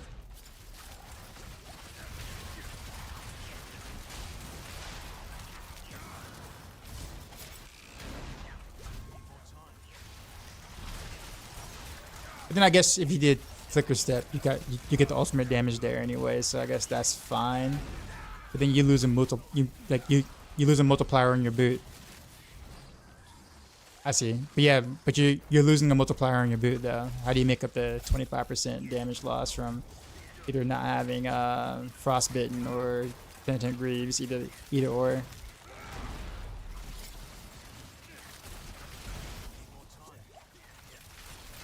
You just got a good short of a Rathiel on your sword. Yeah, my short is okay. I mean, it gets the job done. It got the max unique bonus or whatever, so I just settled for that and was like, okay, cool. Damage reduction from close. I mean, I guess that's fair. I guess you were asking how I was hitting for a certain amount, and I'm just like, well, there you go. Can you do hordes with rapid fire build? Yep. Actually, I was doing that yesterday. Yesterday's stream. No, sorry, not yesterday's stream. The day before yesterday. You just got to make sure that you do it with make sure you have repeating on though. Like, I wouldn't do rapid fire in hordes without repeating aspect.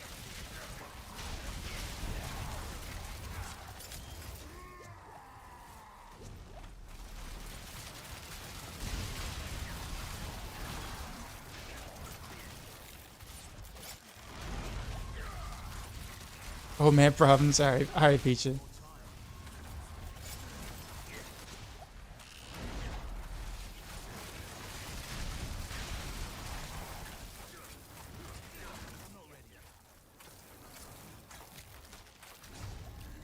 To damage stuff with that. No, it's not. So the damage is fine without repeating on rapid fire. Like Scoundrel's Kiss is more than enough damage. Just that you just can't like in Hordes, you need to hit things from the side.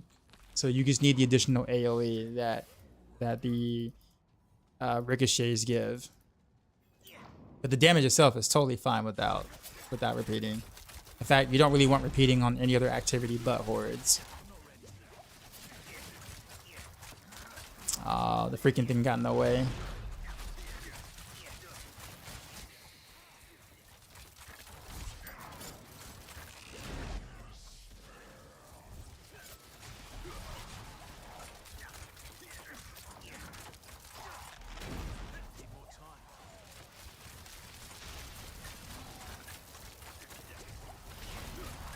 Guess I'll just finish them all at once then, I guess.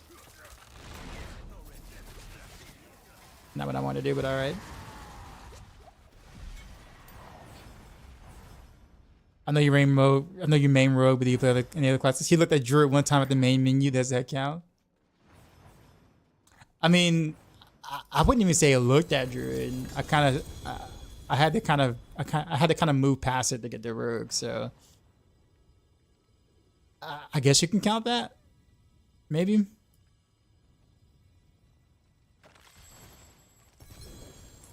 Yeah, actually, I'm playing Druid tomorrow. I will be leveling a Druid tomorrow. That is tomorrow's plans. Don't you dare give me the command. That's just like, push it out of the way to the right.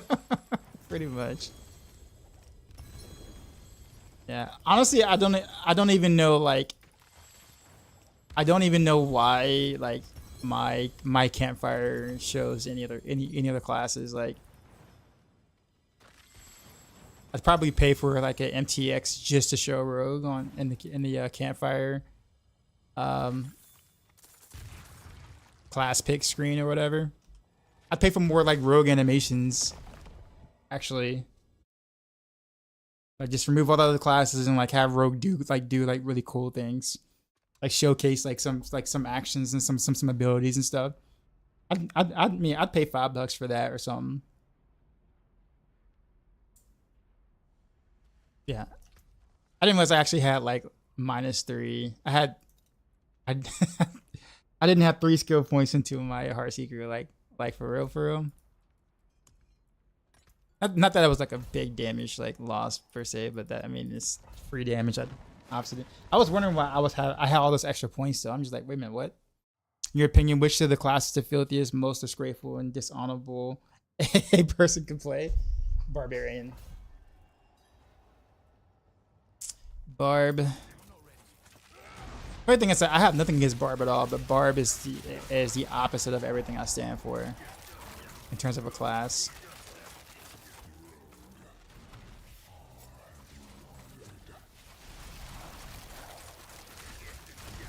Specifically last season, but yes, I mean just in general. However, I am kind of interested in weapon throw though. Not gonna lie, I think weapon throw looks pretty cool, but.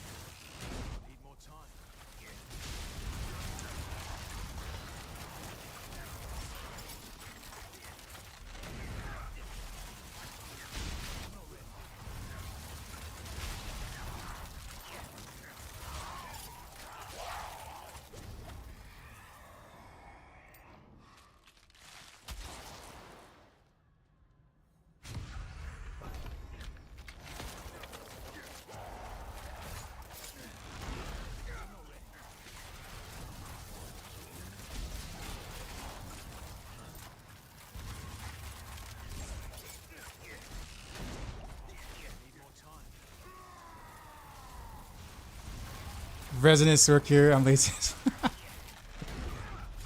That's kind of funny. Like, honestly, I was really like I used to be interested in Sort actually quite a bit until the last couple of seasons, honestly. ever since Storks, you know, we're able to kind of build to be immortal, and that's kind of like the best way to kind of approach, well, any Sork build for the most part. I kind of lost interest. It's funny because even like, because like Sork was like my second favorite class to play behind Rogue.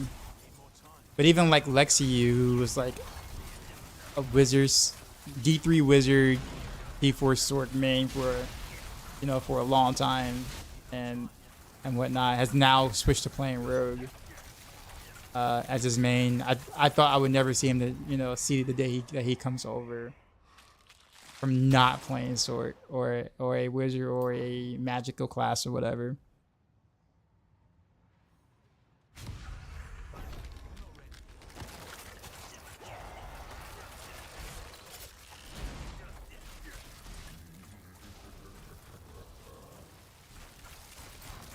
It's also kind of funny too, because anytime we talk about, like when we have our meetings on Maxroll or whatever, and we talk about stuff from different, you know, we talk about the game's content, you know, in terms of the lens of the classes that we play or that we specialize in.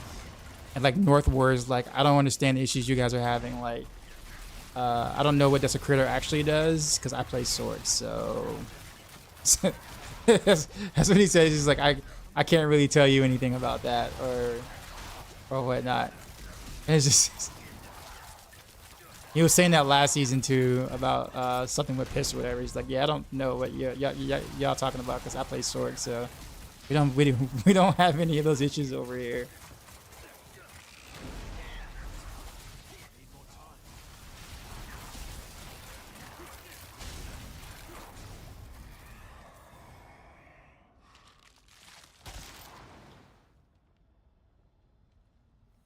Yeah.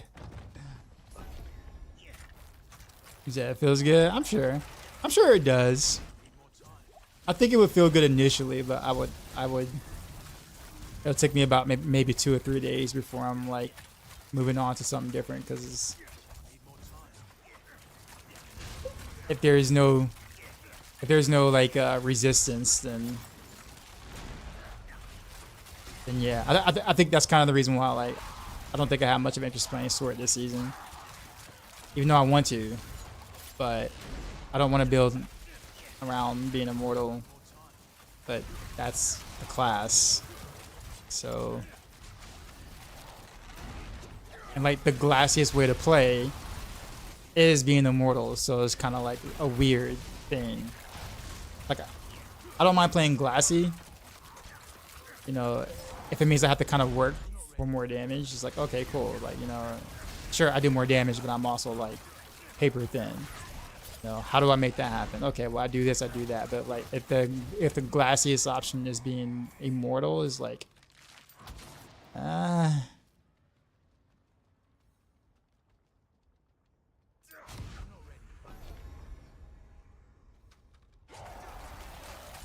said you never try to make your Sork anywhere close to immortal. I assume though, like, an immortal setup is basically the high, like the highest DPS you can achieve, because you can get rid of a lot of things because you are immortal.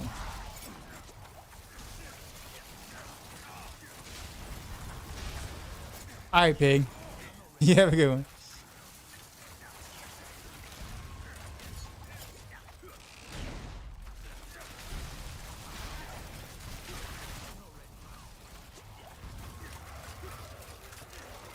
No, pig. No. Nah.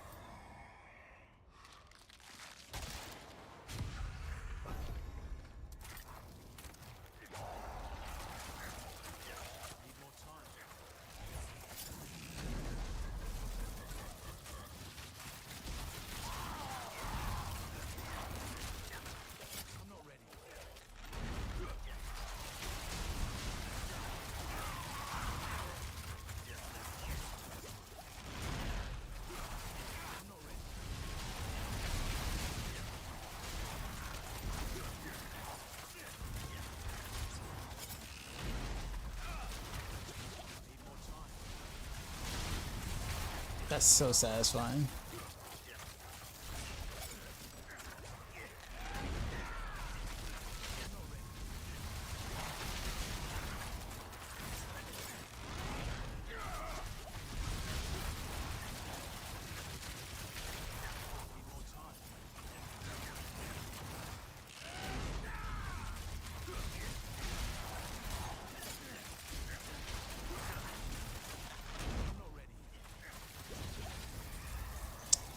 I like ice shards. I'm just surprised that there's still no Sork unique with ice shards, right? Like,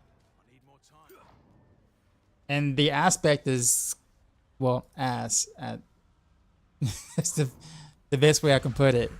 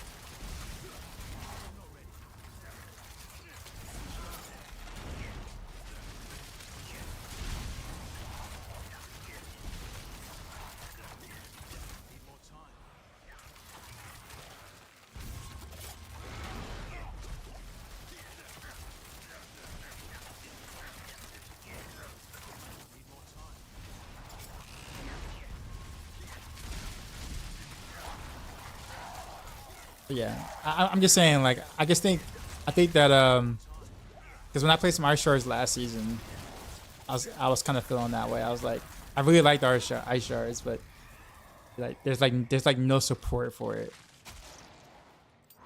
Like, you can kind of do something with Andes with it, but like kind of ish. I mean, it's still not good, but yeah. But there's like no unique support for it at all. And then when you look at ice shards right now, I mean, you got lightning spear and chain lightning that kind of fills a little bit of that role anyway of what ice shards can do. So it's like, well, it's like, why? I guess at the end of the day.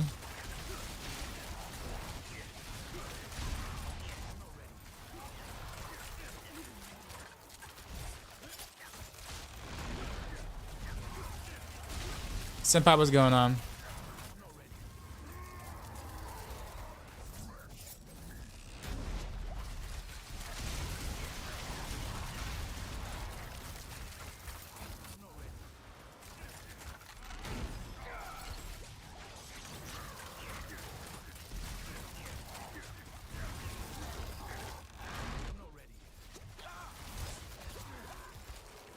No, I use my whatchamacallit. Oh, dodge all that? Okay.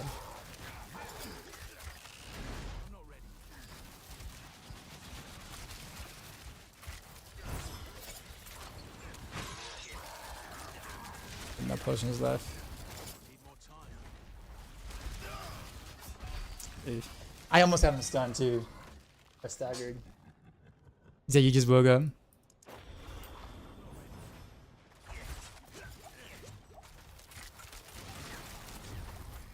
Oh yeah, I got in the way. My ricochets.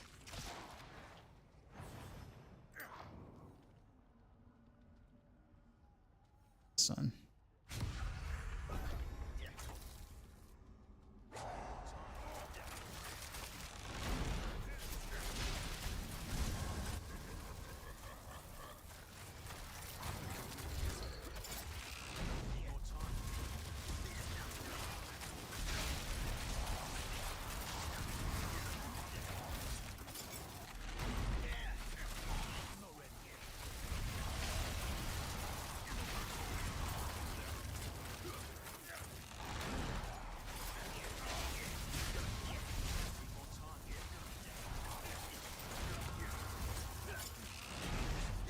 Senpai with the prime. Appreciate you.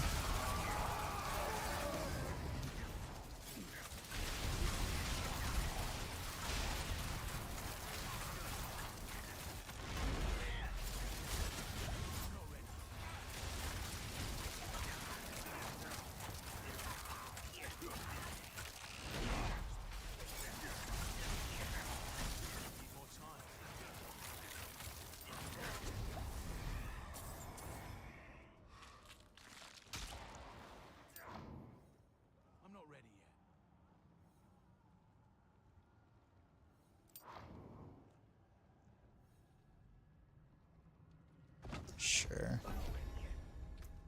I don't have a thing anymore. That explains a lot.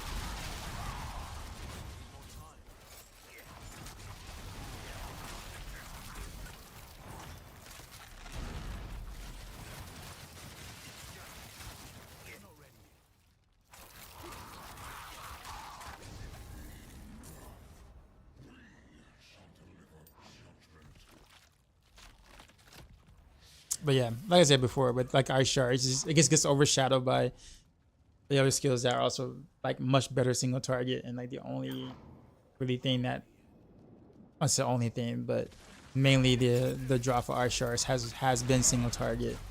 At least what it's supposed to be the draw.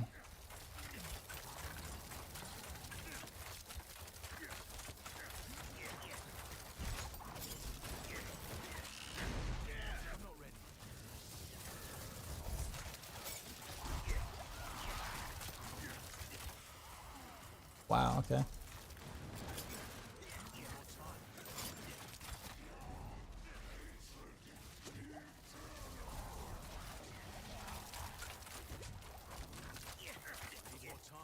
My other arrow isn't hitting. That's okay. Let's start season 6 of Rogue Spiritborn. I haven't decided yet. Initially, after playing, like when I played Spiritborn when I was in California, right after that, I was like, "Yo, I'm playing Spiritborn. This is so dope or whatever." And then I thought about it, and I was like, "I don't know." I think I'm going to. Oh, whoops! Forgot to grab these. I think I'm gonna eventually end up playing. Well, I don't know. Let me see it. I'm gonna play Spiritborn. I just don't know if I'm gonna start with Spiritborn. That's probably the best way to say that.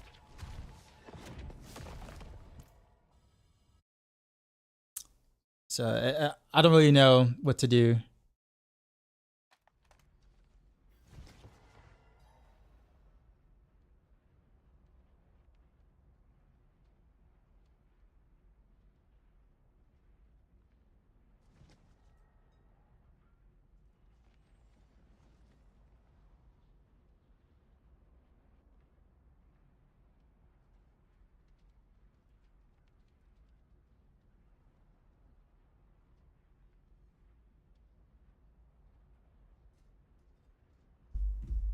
You still undecided? Yeah, I think for me, I guess I'm thinking about it in more of a like, oh, I guess I could roll Dark Shroud into this and get more.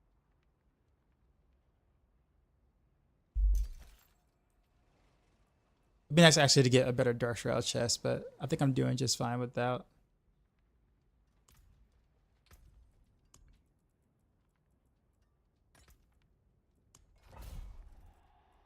Funny, he's like, I'm talking as if I actually care about upgrades this for the rest of the season. But yeah, so I think about it in like sort of a content creator aspect, whereas like everybody's gonna be making content on like Spiritborn, so like I'll be in like, you know, a really small fish in like a, you know, like a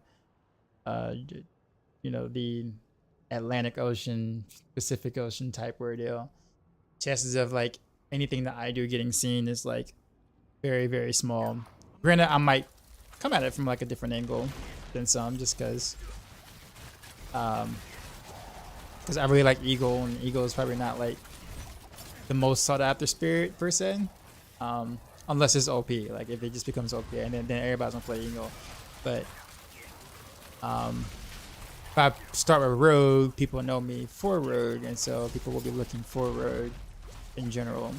And there'll be a lot less people starting Rogue next season because, you know, Spiritborn. So that's a market I can kind of like get a bigger piece of the share that I might not have gotten otherwise.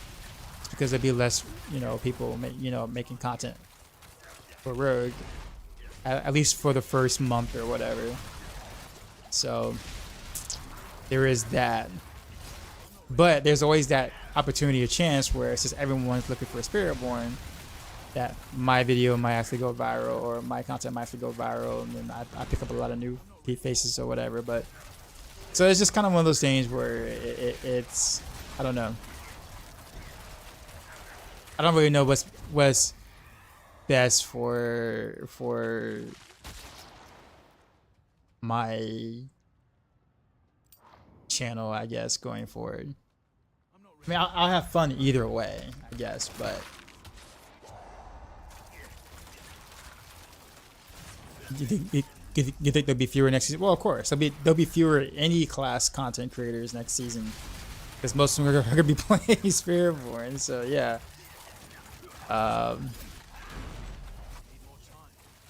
But yeah.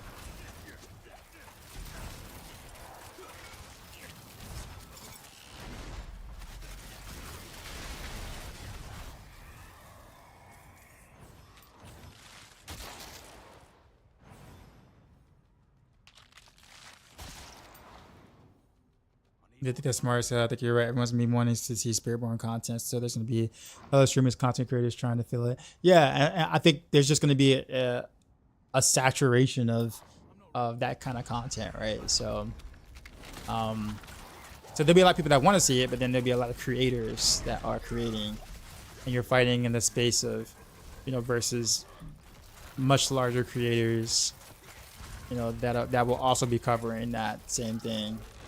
And it just almost seems like suicide initially, but at the same time, you know, just like any viral TikTok video, you never know. Like your one video might just be the one, and since Spiritborn will be new and fresh and whatnot, like it'll be easy to get eyes on it if your video blows up, and you know, or videos blow up, and YouTube, you know, is recommended it, you know, you're pushing for it in this algorithm. So it's like, you know, it's a big gamble that usually does not pay off if you're a smaller creator by any means. But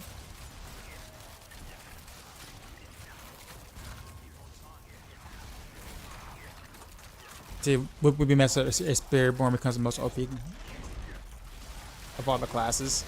I think Spiritborn has just cool, like has more. Since Spiritborn is better designed in general, it's gonna have more opportunities for things to be broken per se. So I pretty sure that Spiritborn is probably gonna be probably be the strongest class. And I think Blizzard will leave it at that way for a little while because it's great for sales. There's nothing feels worse than like getting hyped for a new class, and then, you know, paying your money because you want to play a new class, and like that new class is ass, right? Or maybe the mechanics are cool, but like it's weak. Like the class is just weak or something. Like you'll feel awful. right? People will be very upset about that. So there's always that, like, probably from like a developer standpoint, where it's like you got to give them a reason to feel like their purchase was worth it. So the class has to have some sauce, if that makes sense.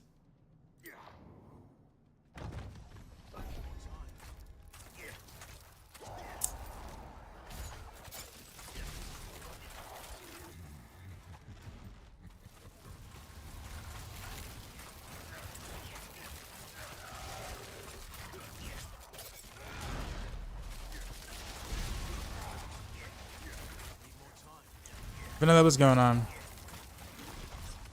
Do I have a good build link for a Poison Barrage Rogue?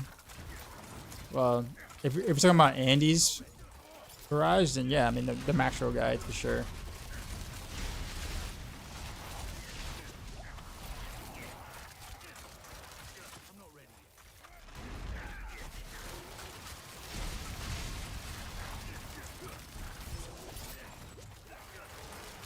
But I don't have like a personal planner for that.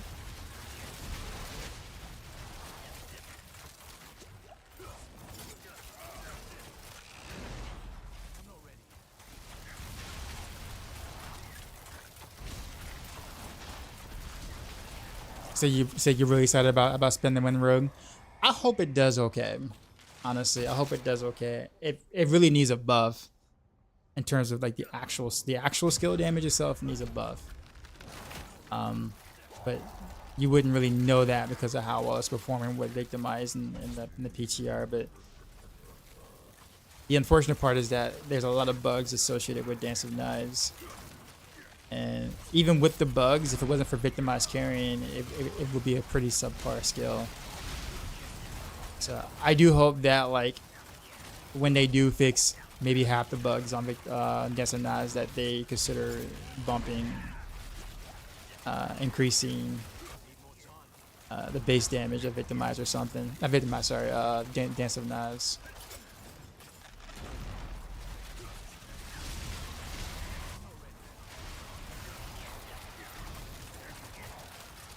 But yeah, I mean, in terms of a speed farmer, though, I mean, even without Victimize, it's a fantastic skill. Because being able to deal damage on a run like that, spin the win, I mean, like the reason, that's like the reason to do that.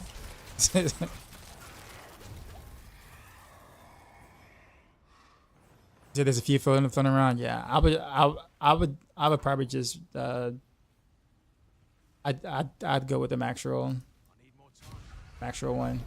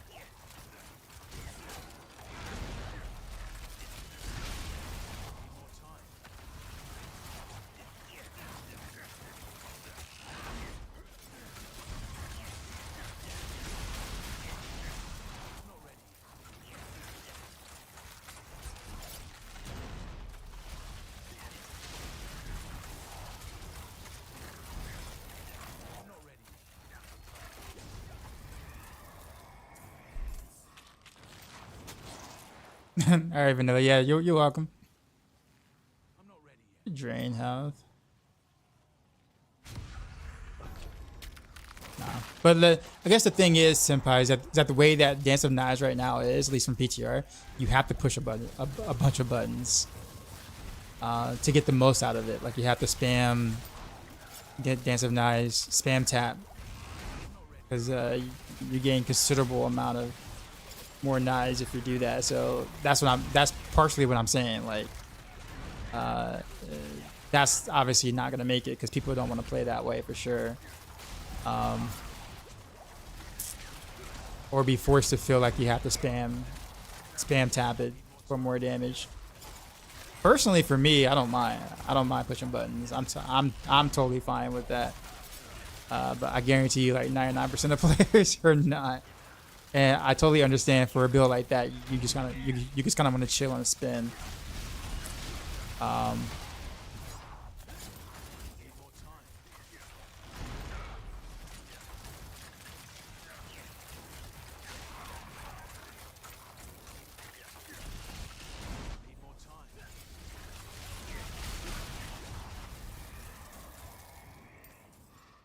You don't want to give away too many spoilers. Like you mean for like Dance of Knives? Oh no, we know all the sauce. We know all the sauce of Dance of Knives right now. All the things it's doing: snapshotting, spam tapping. It's creating a higher lucky hit value than it's supposed to. You can pretty much not use any charges by spam tapping. There's a lot that goes along with Dance of Knives.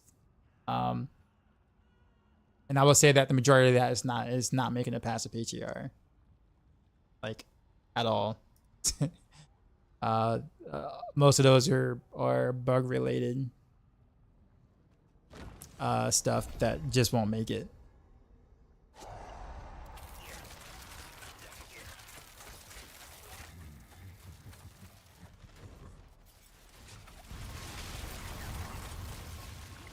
Yeah, we had a conversation about that in Maxroll, like internally. Like a brief conversation about it.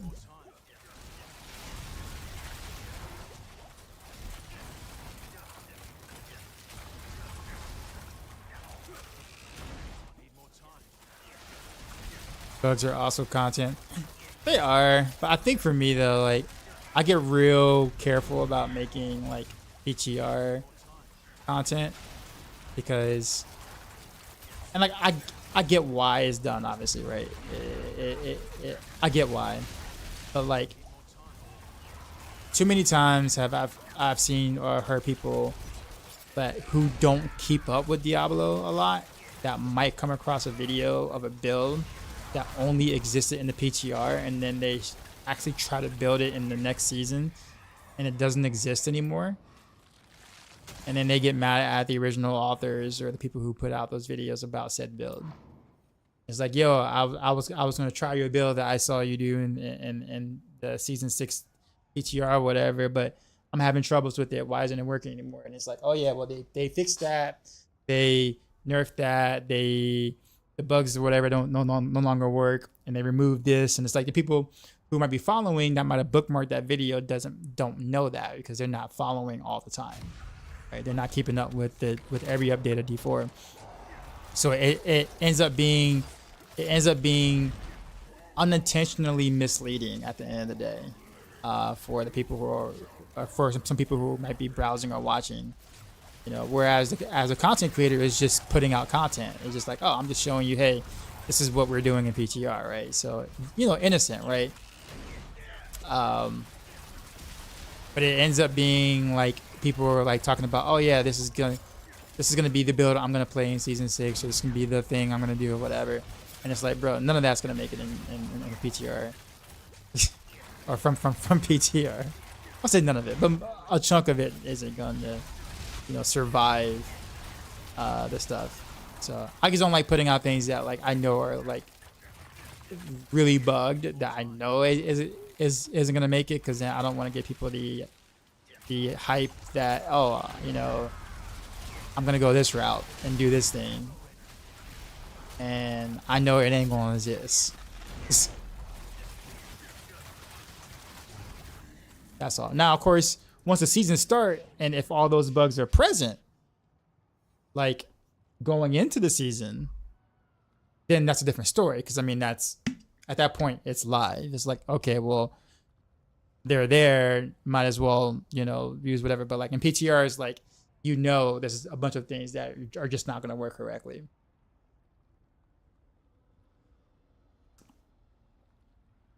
All PTR videos need a PTR watermark, but there is a watermark actually. I think like there actually is a watermark. It's like thin, but you can see it. But you also got to remember though, senpais, that people even though like the creators are doing like the creators are doing content, and I totally get why you do the content. Creators are not like phrasing the builds that they're playing as this won't work past season 6. They're saying new most OP barbarian build or new most OP druid build. You got to see this, etc. Right? Obviously to get clicks. So the assumption is that like this is what druids are doing next season, and that or necros are doing next season, and that's just not going to be the case. But that's the way that it's phrased, because you're trying to get clicks, you're trying to get reach, give people the reason to click on your video. So from a content creator standpoint, I get it, but from like the community standpoint, it doesn't really do much for them other than like showcase something obviously broken that isn't going to make it. But most people don't know it's not going to make it, and that I think that's where the issue kind of lies a little bit. I don't say issue, but like it's just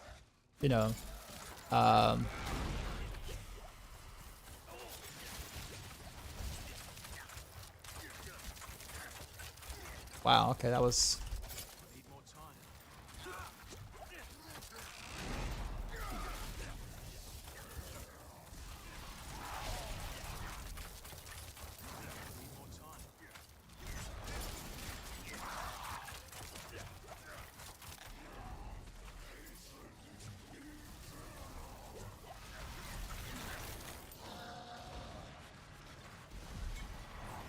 yeah, as I understand, I am also fully on the side of the content creators. Yeah, I guess for me, like as a teacher, I tend to think about the audience a bit more naturally, just because it's easy for us. Like we have the ability to be able to sway opinions as influencers per se. Professor die. Such a terrible sword. I was thinking, hey, we might actually have an upgrade.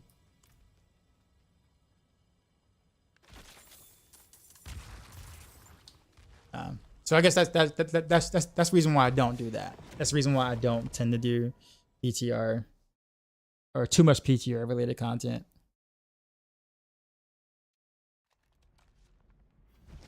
Like the one idea was based on Victimize and the idea that you can play Heartseeker with Victimize again in a sense, whereas even though Victimize itself is still bugged in different facets or forms, but the video was more so about playstyle and being able to kind of not have to use close quarters combat for it to be effective. Like that was the main point of that particular video. I kind of left it at that. I never tried to tag it as one of the most OP rogue builds ever. Look what it's doing. It's like like I don't want to get hopes up or any of that. The cops coming back yet? No, actually no. I'm giving up on it, honestly. So guys, I'll make myself a coffee and wake up my girlfriend.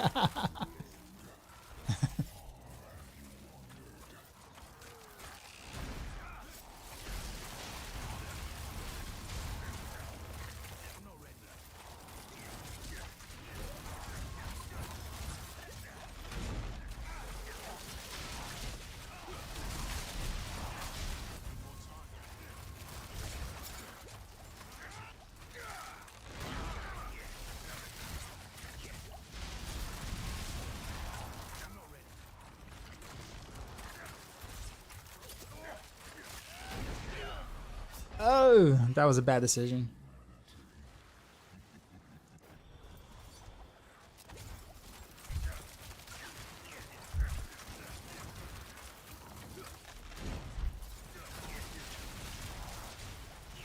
It's a pretty juicy first wave.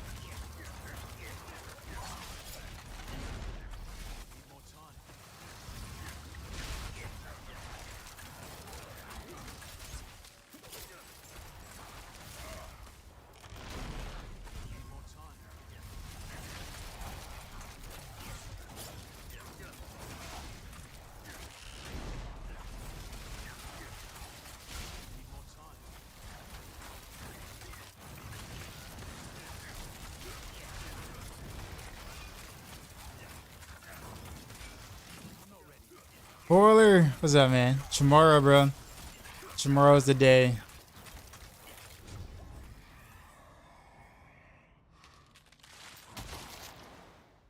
Speaking of which, sorry, I'll be right back.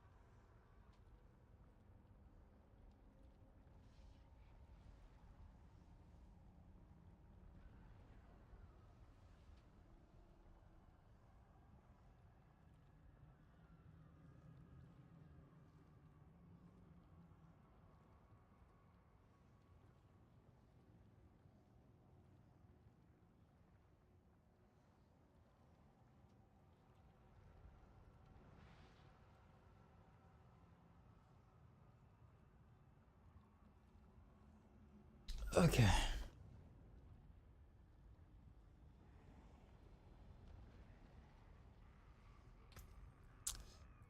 That.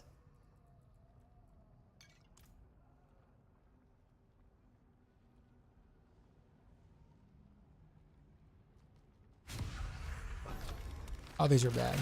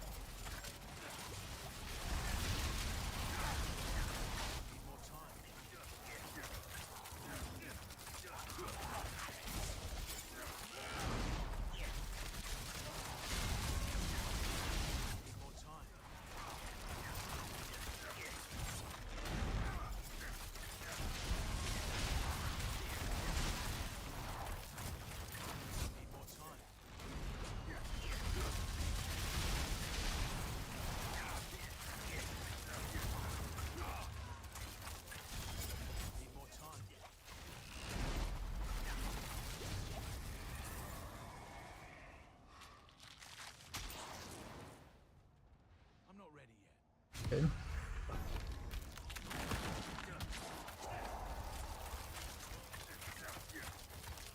I feel like the rarity of the boons or the boon classes are misleading. You know, you got the white, the yellow, and like the orange or whatever. Orange is technically supposed to be like the better boon to take or whatever, and like they rarely ever are.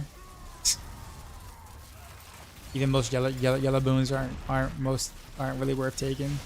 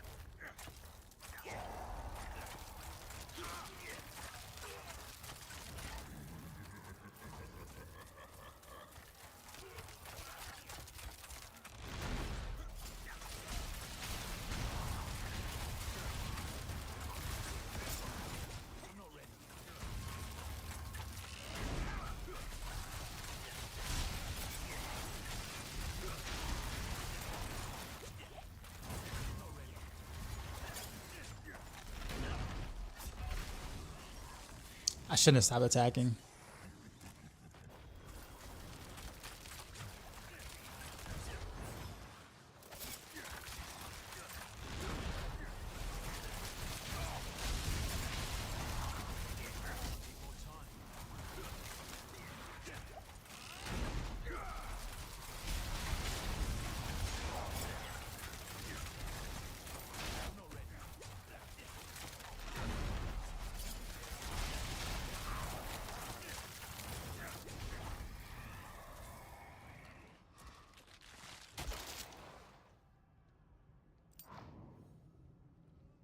No, I haven't actually really done this. Like, I've done that one.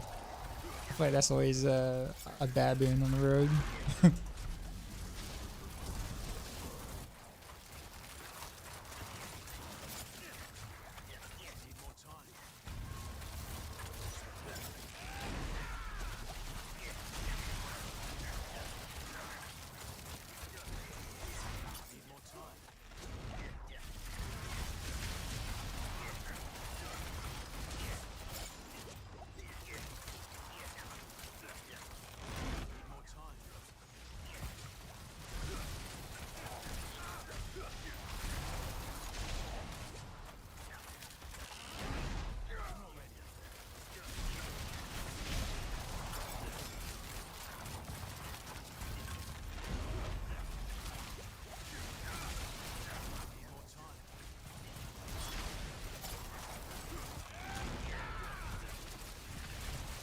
Oh, he's unstoppable, that's right. So my smoke grenade can't, I guess I deserve that. Yeah, my smoke grenade doesn't stop the suppressor bubble. They're unstoppable, so like I have to jump in. Forgot about that. Neither does my rain of arrows knock him down. Sag.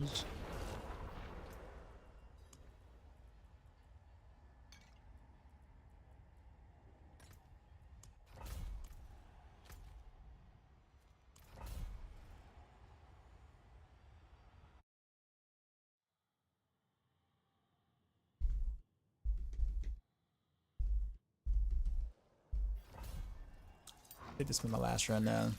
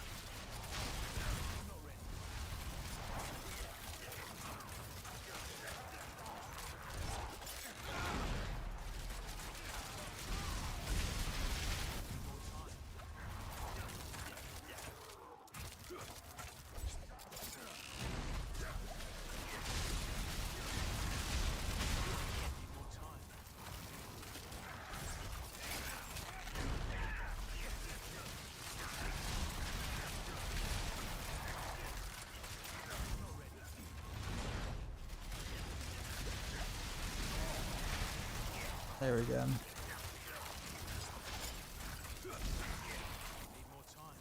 Soja, what's going on?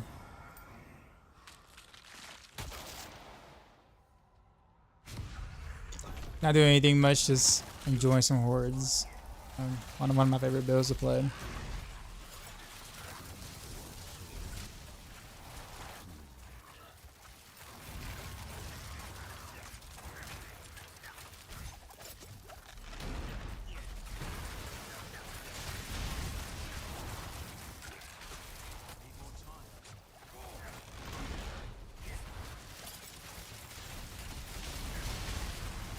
I hope everyone has a good Friday night.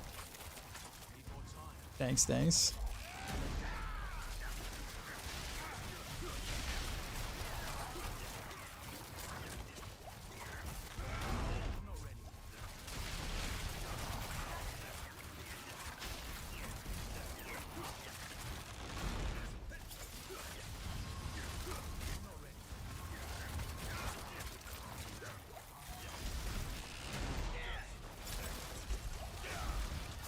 was a bad shadow step.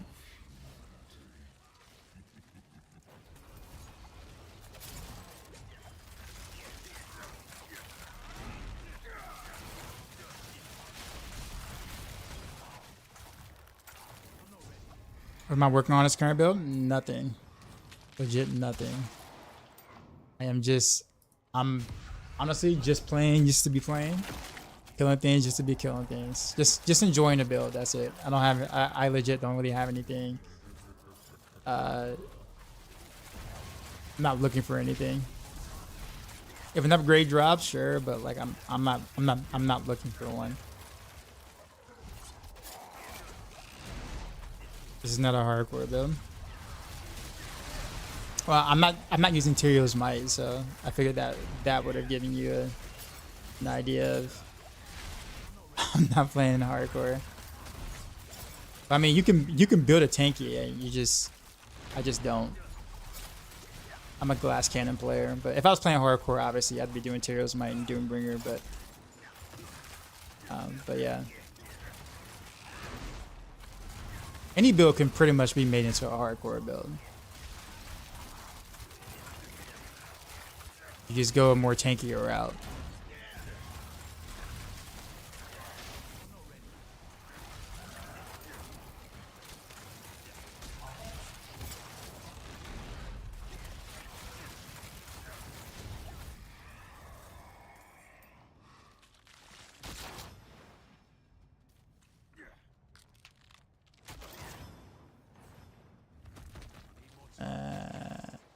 That's this one.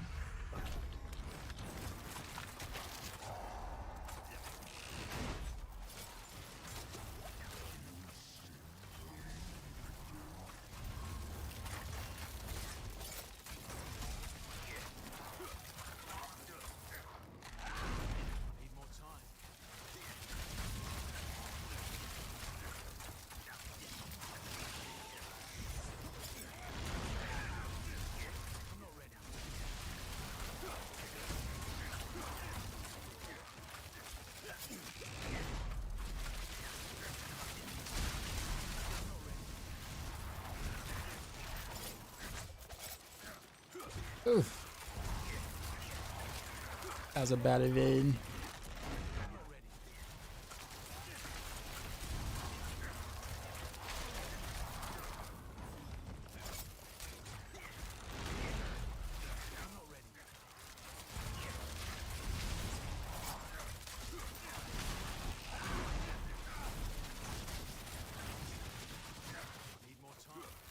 Your damage is so high, so why don't you push up your tankiness?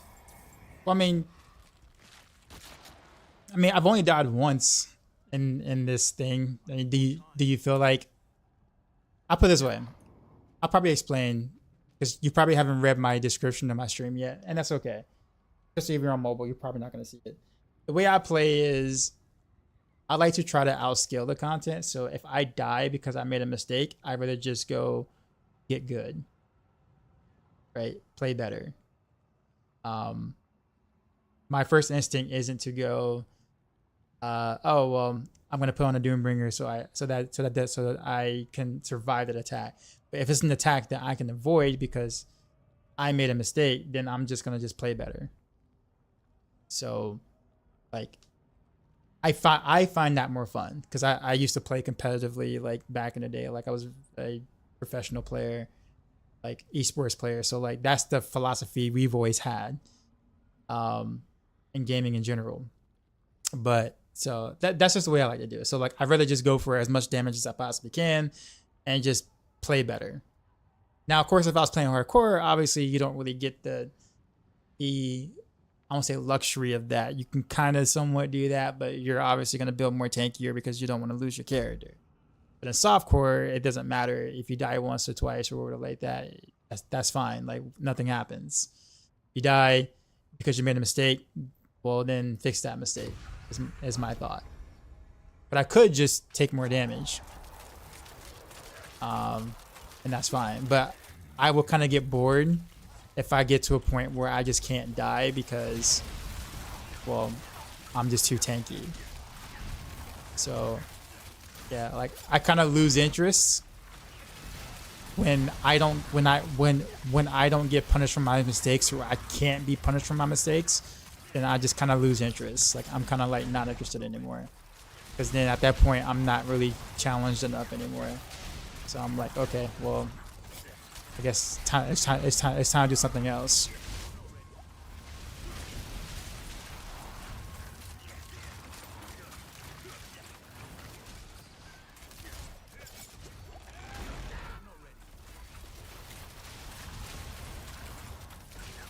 Dying belongs to finding out limits. Yeah, pretty much. Yep, that's exactly what it is. So yeah, now if it's something that I'm dying to because you know it's like a one shot and it's unavoidable, then obviously I'll fix that. Like I'll build to where I can survive the one unavoidable attack. But if I'm dying to things that are avoidable, then I'm just gonna just figure it out. Press flame shield. Oh man.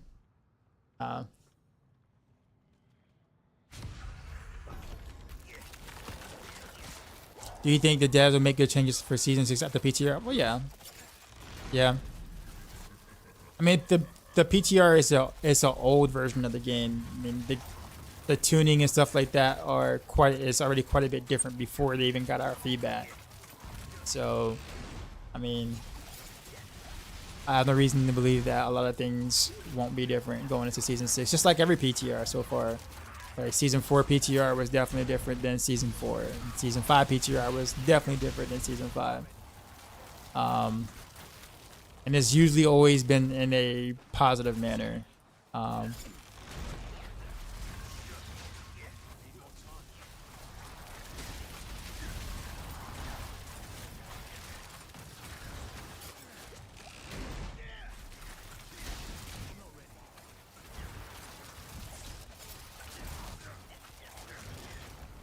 Oh, almost died there.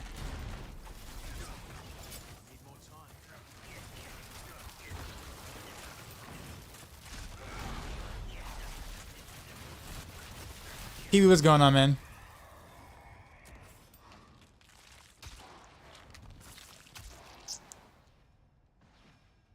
But yeah, just a glimpse. Like Notario's my all Dex gems, all Dex gems. Excuse me, my voice is like cracking. What's the best carrier for the buys next season? Spender or Generator? Well, on PTR, Dance of Knives, but keyword is on PTR. I need to make that very clear. I don't want to say it's gonna be such and such in season 6 because I don't know. But chances are it's probably gonna be a core skill. I just don't know if it's gonna be Dance of Knives.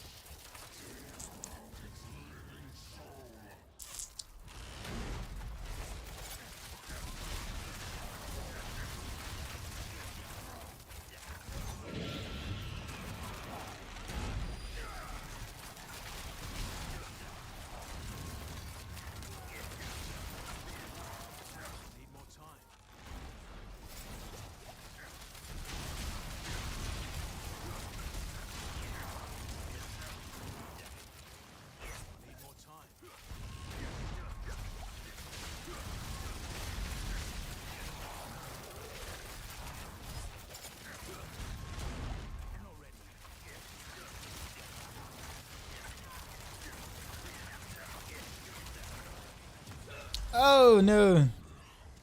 Bad dodge. Bad dodge.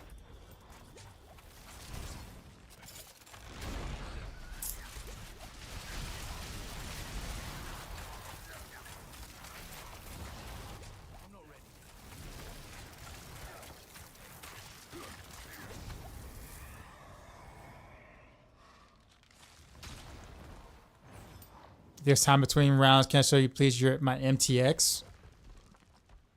Is it my microtransactions? This skin is the skin I got right here is microtransaction. The hat is battle pass. And the gloves are the Sylvanas thing from the WoW thing. I definitely had to get it for sure. Yeah, so like, so Pee Wee, yeah, so Barrage would be if you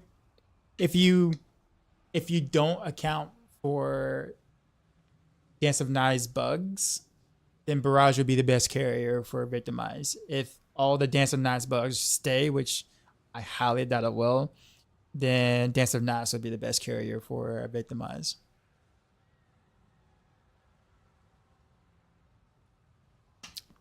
I have to think Barrage is a little closer than people think. But we also got to remember that not everybody had access to PTR and not everybody was min-maxing as much on different skills. So like, I think you're gonna see various times and like various times and various like runs and whatnot, especially with the helm being broken and applying multiplicative values to demons. So it's easy to kind of like get different run times, etc. But also there's also different content we haven't played yet. So I wonder how these things perform in other content. All these are bad. These are all bad. Whatchamacallit. Should we just do it for the content? We'll do Butcher for the content. I have no revives remaining, so makes it even more of a gamble. The only thing missing in the game is leaderboards. Yeah, it'll be interesting to see, like, no. I keep forgetting he can charge more than once. So I used my Shadow Step after the first charge, and that was kind of it. I should have waited.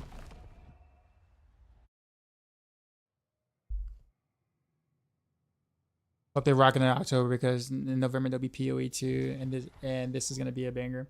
I mean, it probably will. I'm never one to sit there and say what's gonna be good and what's not gonna be good. I'm always let me play it first and then I have an opinion, sort of thing. But I'm usually never one to kind of like build up hype for something I have not played yet. But I do like what I see in terms of combat is concerned. The combat looks really good and definitely fits more into the mode of what I like in terms of combat is concerned. So I'm very interested in PoE 2 because of that. All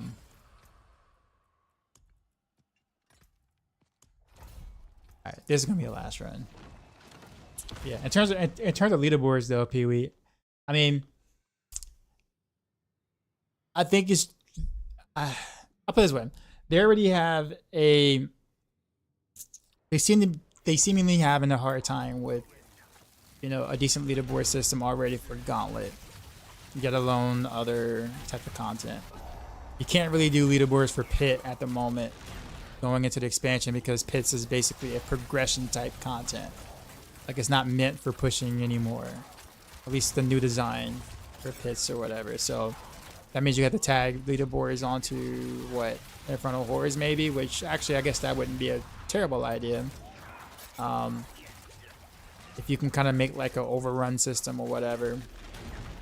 I think Infernal Hordes has a contender for that type of thing, can be pretty cool. Also Undercity might be pretty nice for that too. I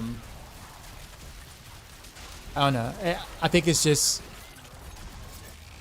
as much as I want to see like some sort of like leaderboardish type content in the game, I think they are probably smart to hold it off until they have something kind of like nailed down that can be good for leaderboards per se. I don't think Pit really, even like this season, like leaderboards for Pit would be that, I won't say that popular, but like I'll say good, because I mean there's a third party leaderboard right now for Pits, and most people don't even know that it exists because people just simply don't care, and that's really not good, right?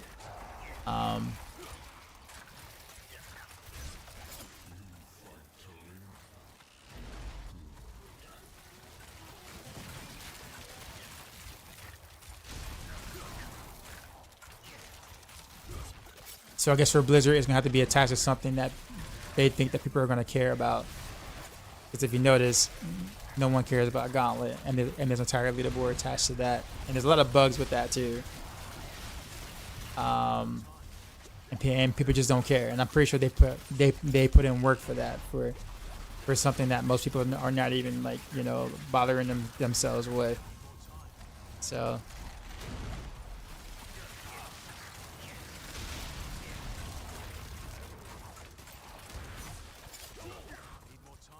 With the new season, because there's nothing to do now. But there was no mid-season patch either, so there was nothing else to like explore. No new builds, no bug fixes, no anything. So like you're still playing basically what we played at the start of the season, which is normally not the case. Like normally we'll get like a new event or whatever like that. So it wasn't just like the lack of a leaderboard having nothing to do. It's just the fact that we didn't get another patch like we normally do. So there's really not much else, right? We were kind of promised a Inferno Hordes 9 and 10, and we never got it. So like that's a letdown too. So there were definitely ways to extend the season without technically having a leaderboard, but we just didn't get those this season. Which they show total damage on boss or something at the end of each run with your squad. Which boss? You mean like torment bosses or?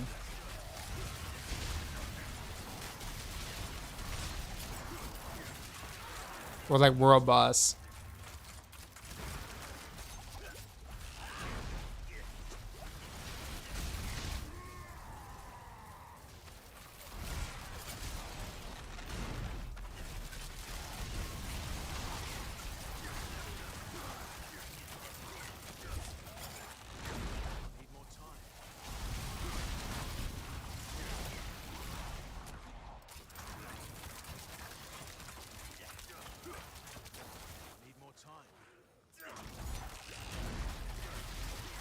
They just like disappeared right from my face. So I guess both, kind of like the MVP, like they do in Lost Ark. Okay, I think the MVP system is okay. Total boss damage though, maybe not, just because that can get toxic real quick, especially when you're playing with like, you know, people you don't know, right? And like they have a new social system now where you can join randoms and things, and that's definitely not the thing you want. To get out of control.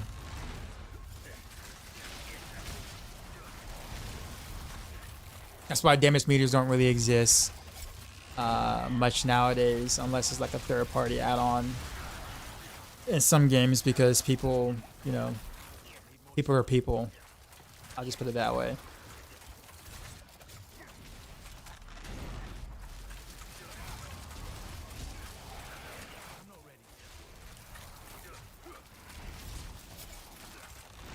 And honestly, I don't think we even. I put it this way. I think with it now that we have a training dummy or whatever like that, I mean, we can kind of see what our damage is like.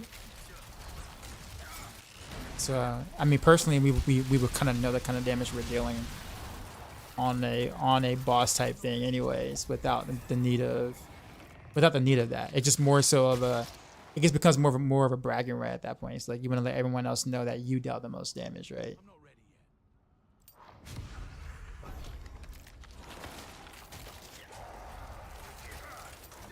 Rather than like a tool for yourself.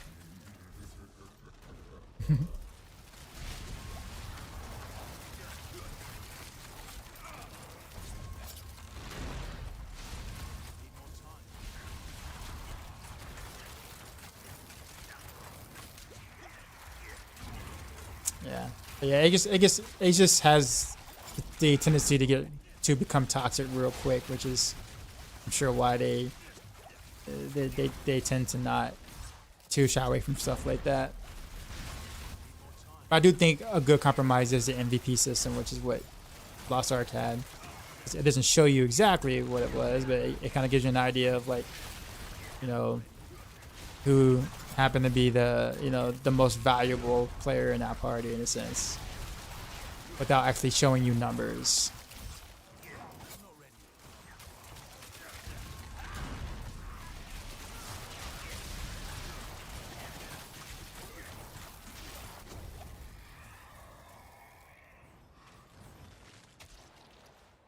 Caldor. He's streaming Hots. Here's the storm for real.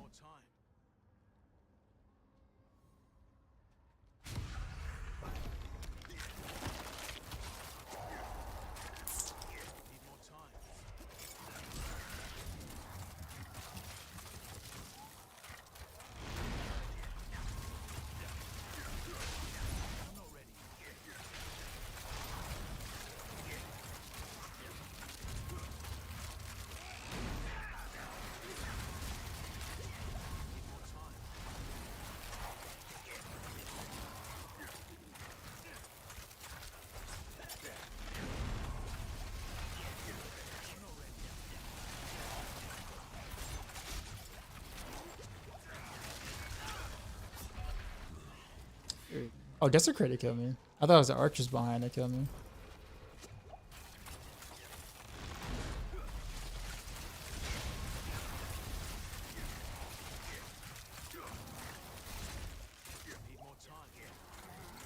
There are some, what is it?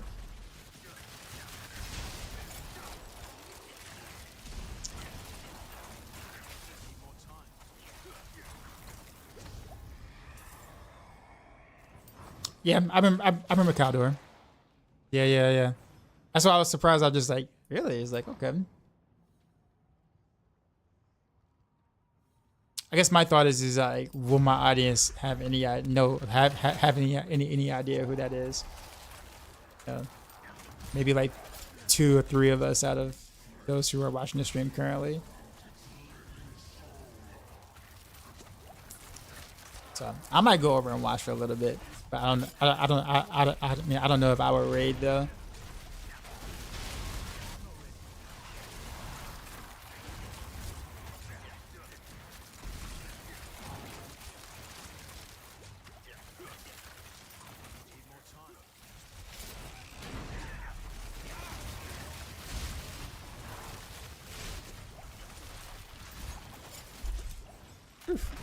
It's got me killed.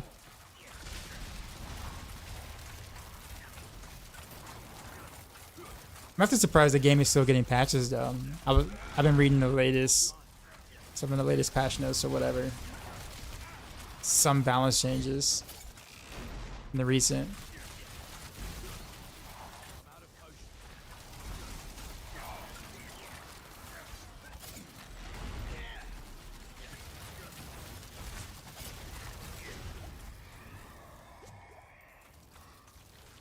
I'm missing a PvP system like in Diablo Immortal. Actually, you know what? I'm not gonna lie.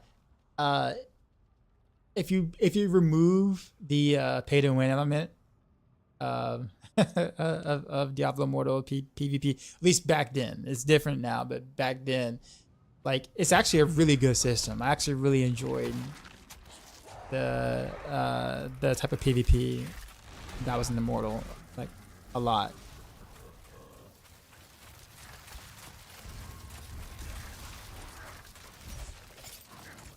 Especially believe that they can, Blizzard can totally do a system like, but then again, like Diablo Immortal is an MMO ish, and the more in the sense of Lost Ark in a sense. I wouldn't even say Lost Ark, but like definitely MMO at its core, with action RPG controls and combat. Whereas Diablo 4 is definitely an action RPG with MMO elements, which are going to be different in general. Dude, how many yo? I got shot like by a bunch of things off the screen. All right, I gotta be careful.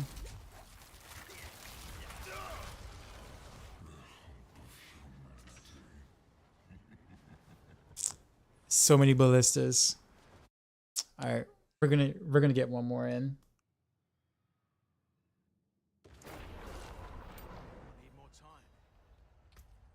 But yeah, PB. Actually, what's making him stream? Or why did he choose to stream Hots today? You know? Is it like a special event happening or?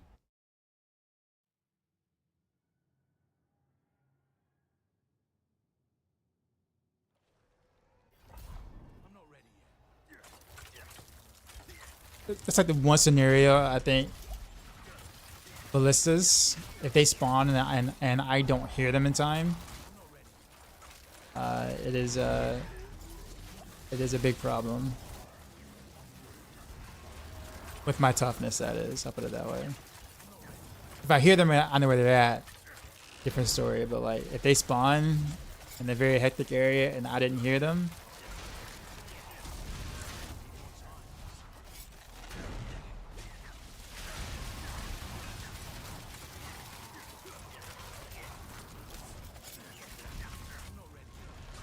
There are cups. Are there still tournaments?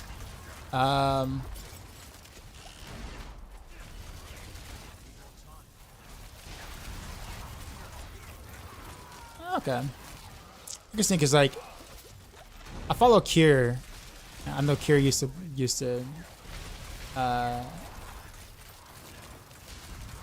play like seriously. I know he's more known for like his ladder stuff, but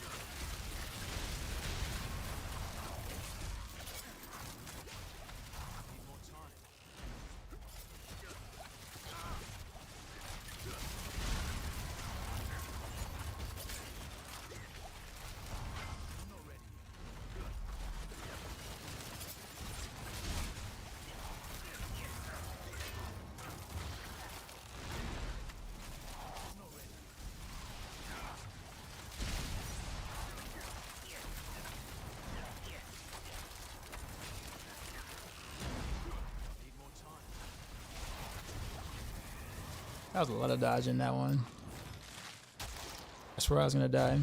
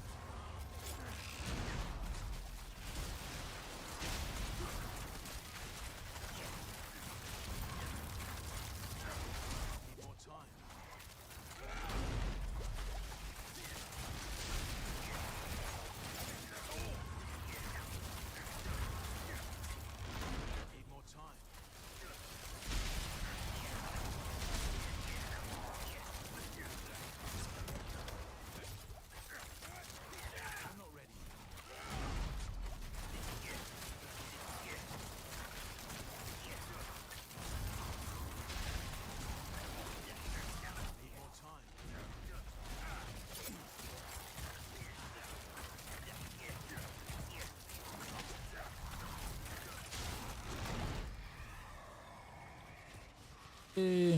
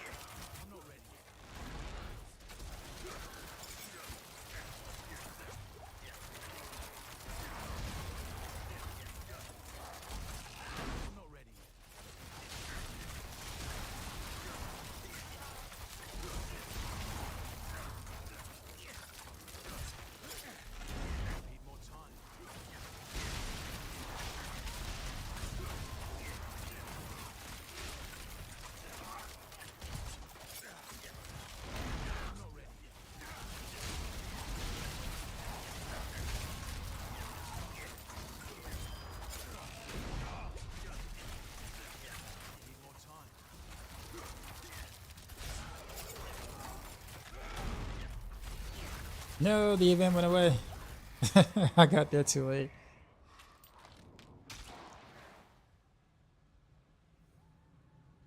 We'll do hit the lures this time.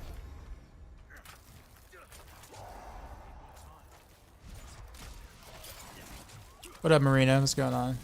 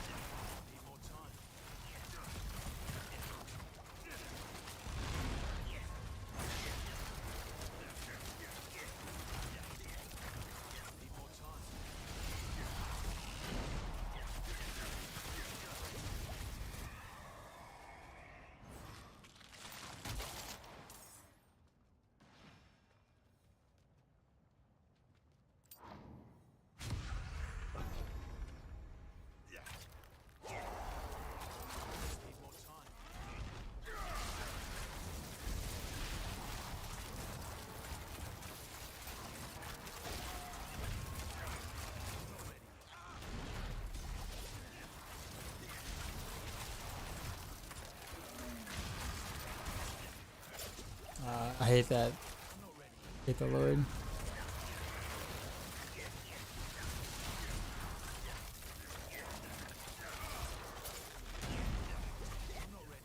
It's always way tankier than the others.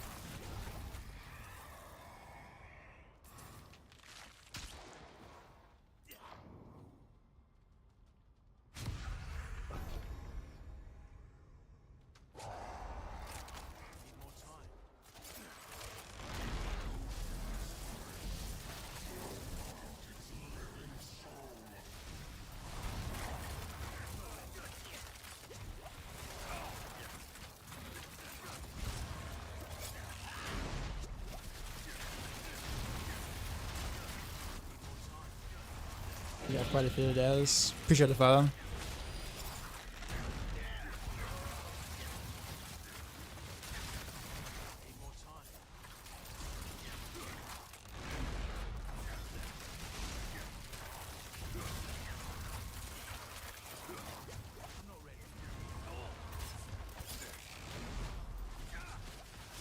That mod type sucks up there.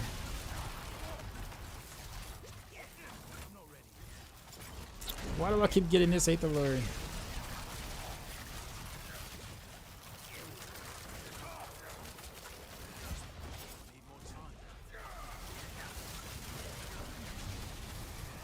Like that one specifically.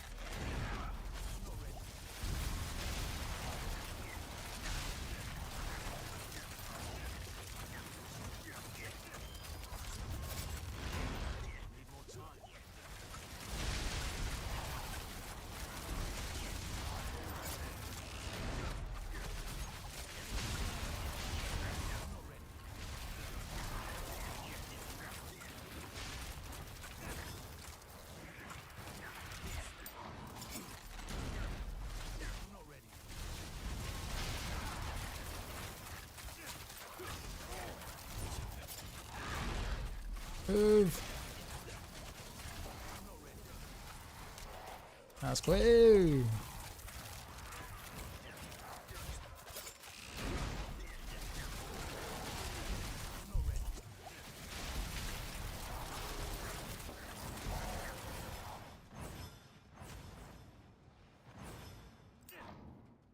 Sorry, that's my PTR build, but it does link to the planner, which the rest of my Heartseeker setups are in.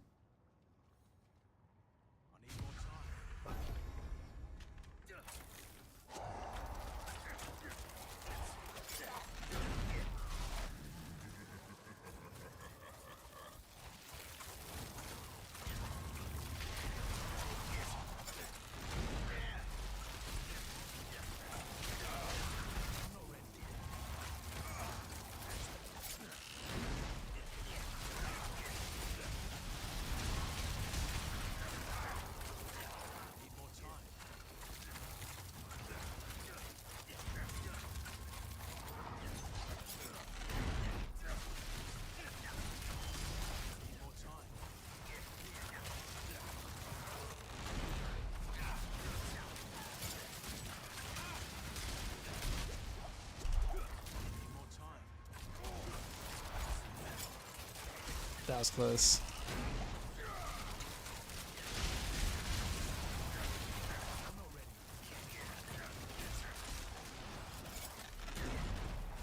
Yes, sir, not this time.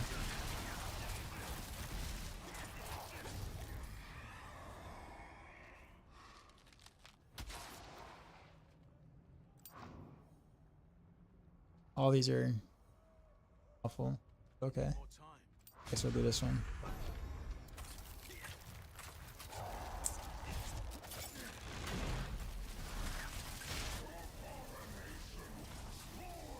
On Turbo leads.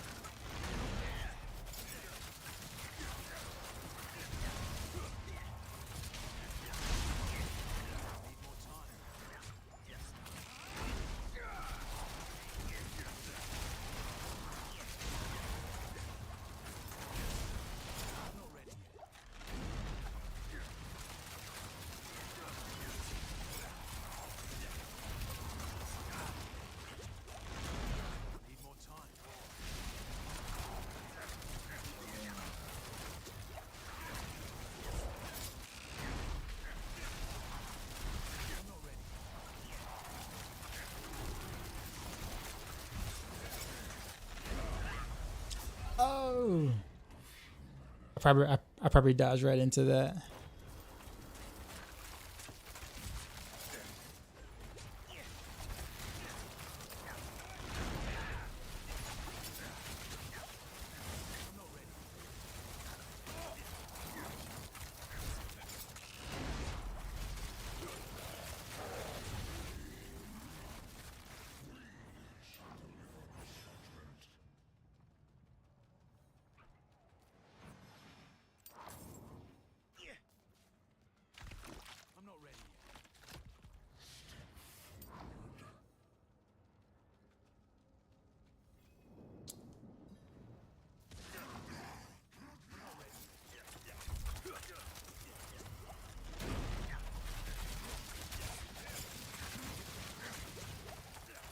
That was good right there. Yeah, that was.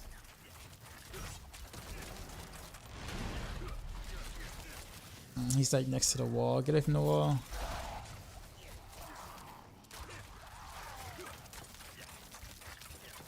Yeah, he's like right next to the wall. My arrows aren't hitting.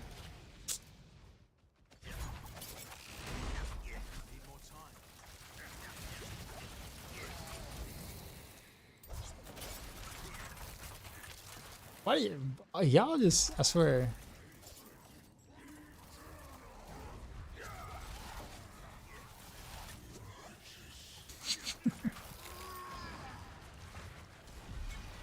Give me a hard time for no reason.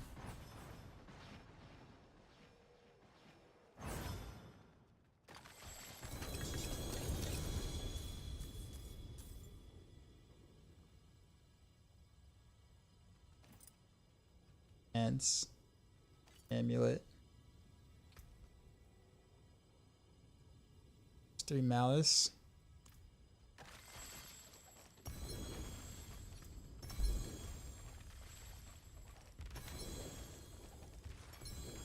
All right.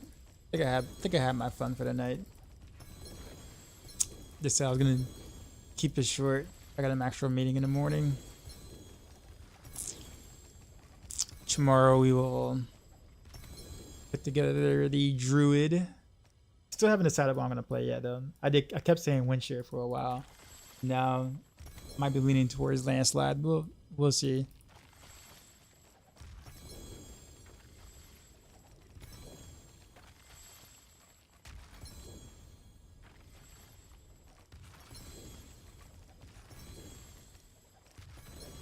Let's see, what's my amulet?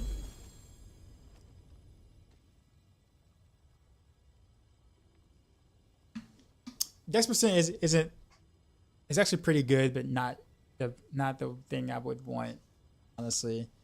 Over like a different passive or even a GA for just finesse, but that works.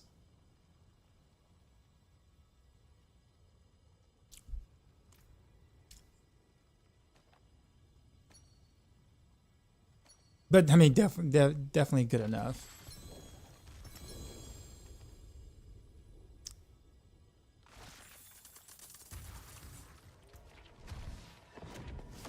But all right, Heartseeker is always fun, especially Shadow Seeker, part of Shadows. We will pivot to a different class tomorrow, and then next week we'll kind of go into a different game of some sort. Haven't decided yet in terms of which game.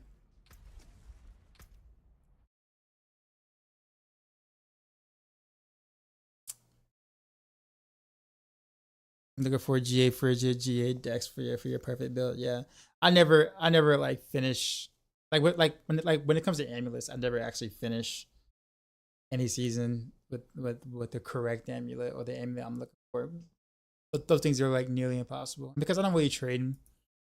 Then like it literally becomes impossible to get that amulet. So, but it's all good though. Said I'm definitely not. Yeah, I had a long day. So like yesterday and today were like really long days. Usually I stream for about 5 hours, roughly five and a half hours. But today and yesterday was like really long builds. Long days, not long days. Yep, and I have a long day, kind of a long day tomorrow too. Mainly with the Maxroll meeting starting in the morning. So make sure I'm mostly fresh for that. Honestly, both stats is hard to get, or even as spot is not possible. I mean, getting them in GA is hard. Getting them non-GA is actually hard. Getting them in GA is like practically nearly impossible. Yeah. I'm gonna go to Remy actually. Let's go to Remy.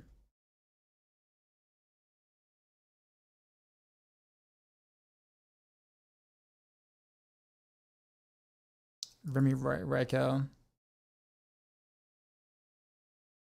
Yeah, totally understood. Yeah, man. But it's always kind of hard towards like at this point in the season when there isn't really much else to do or much else to really experiment or play around with or whatever. Because it's like at this point it's just kind of stagnant. So it's like I like doing horrors. Don't get me wrong. Like I'll do some horrors, but at some point it's like, what's next, right? Like we played a PTR. PTR was mostly okay. Some great concepts, but lots of bugs. So I don't know. So like at this point, it's just hard to pivot and also kind of keep whatever audience I have kind of interested at the same time. So that's why I'm like being kind of careful with what game or games I choose to play next week per se. So but yeah, enjoy Remy. I will see y'all tomorrow night. We will start the Druid adventures. I'm gonna have Boiler come in throughout to kind of help a newbie on what to do Druid wise, because I literally have no idea what I'm doing. So it'll be a pretty fresh experience. But enjoy Remy. And as always, till next time. Blood Master. Oh man. See y'all.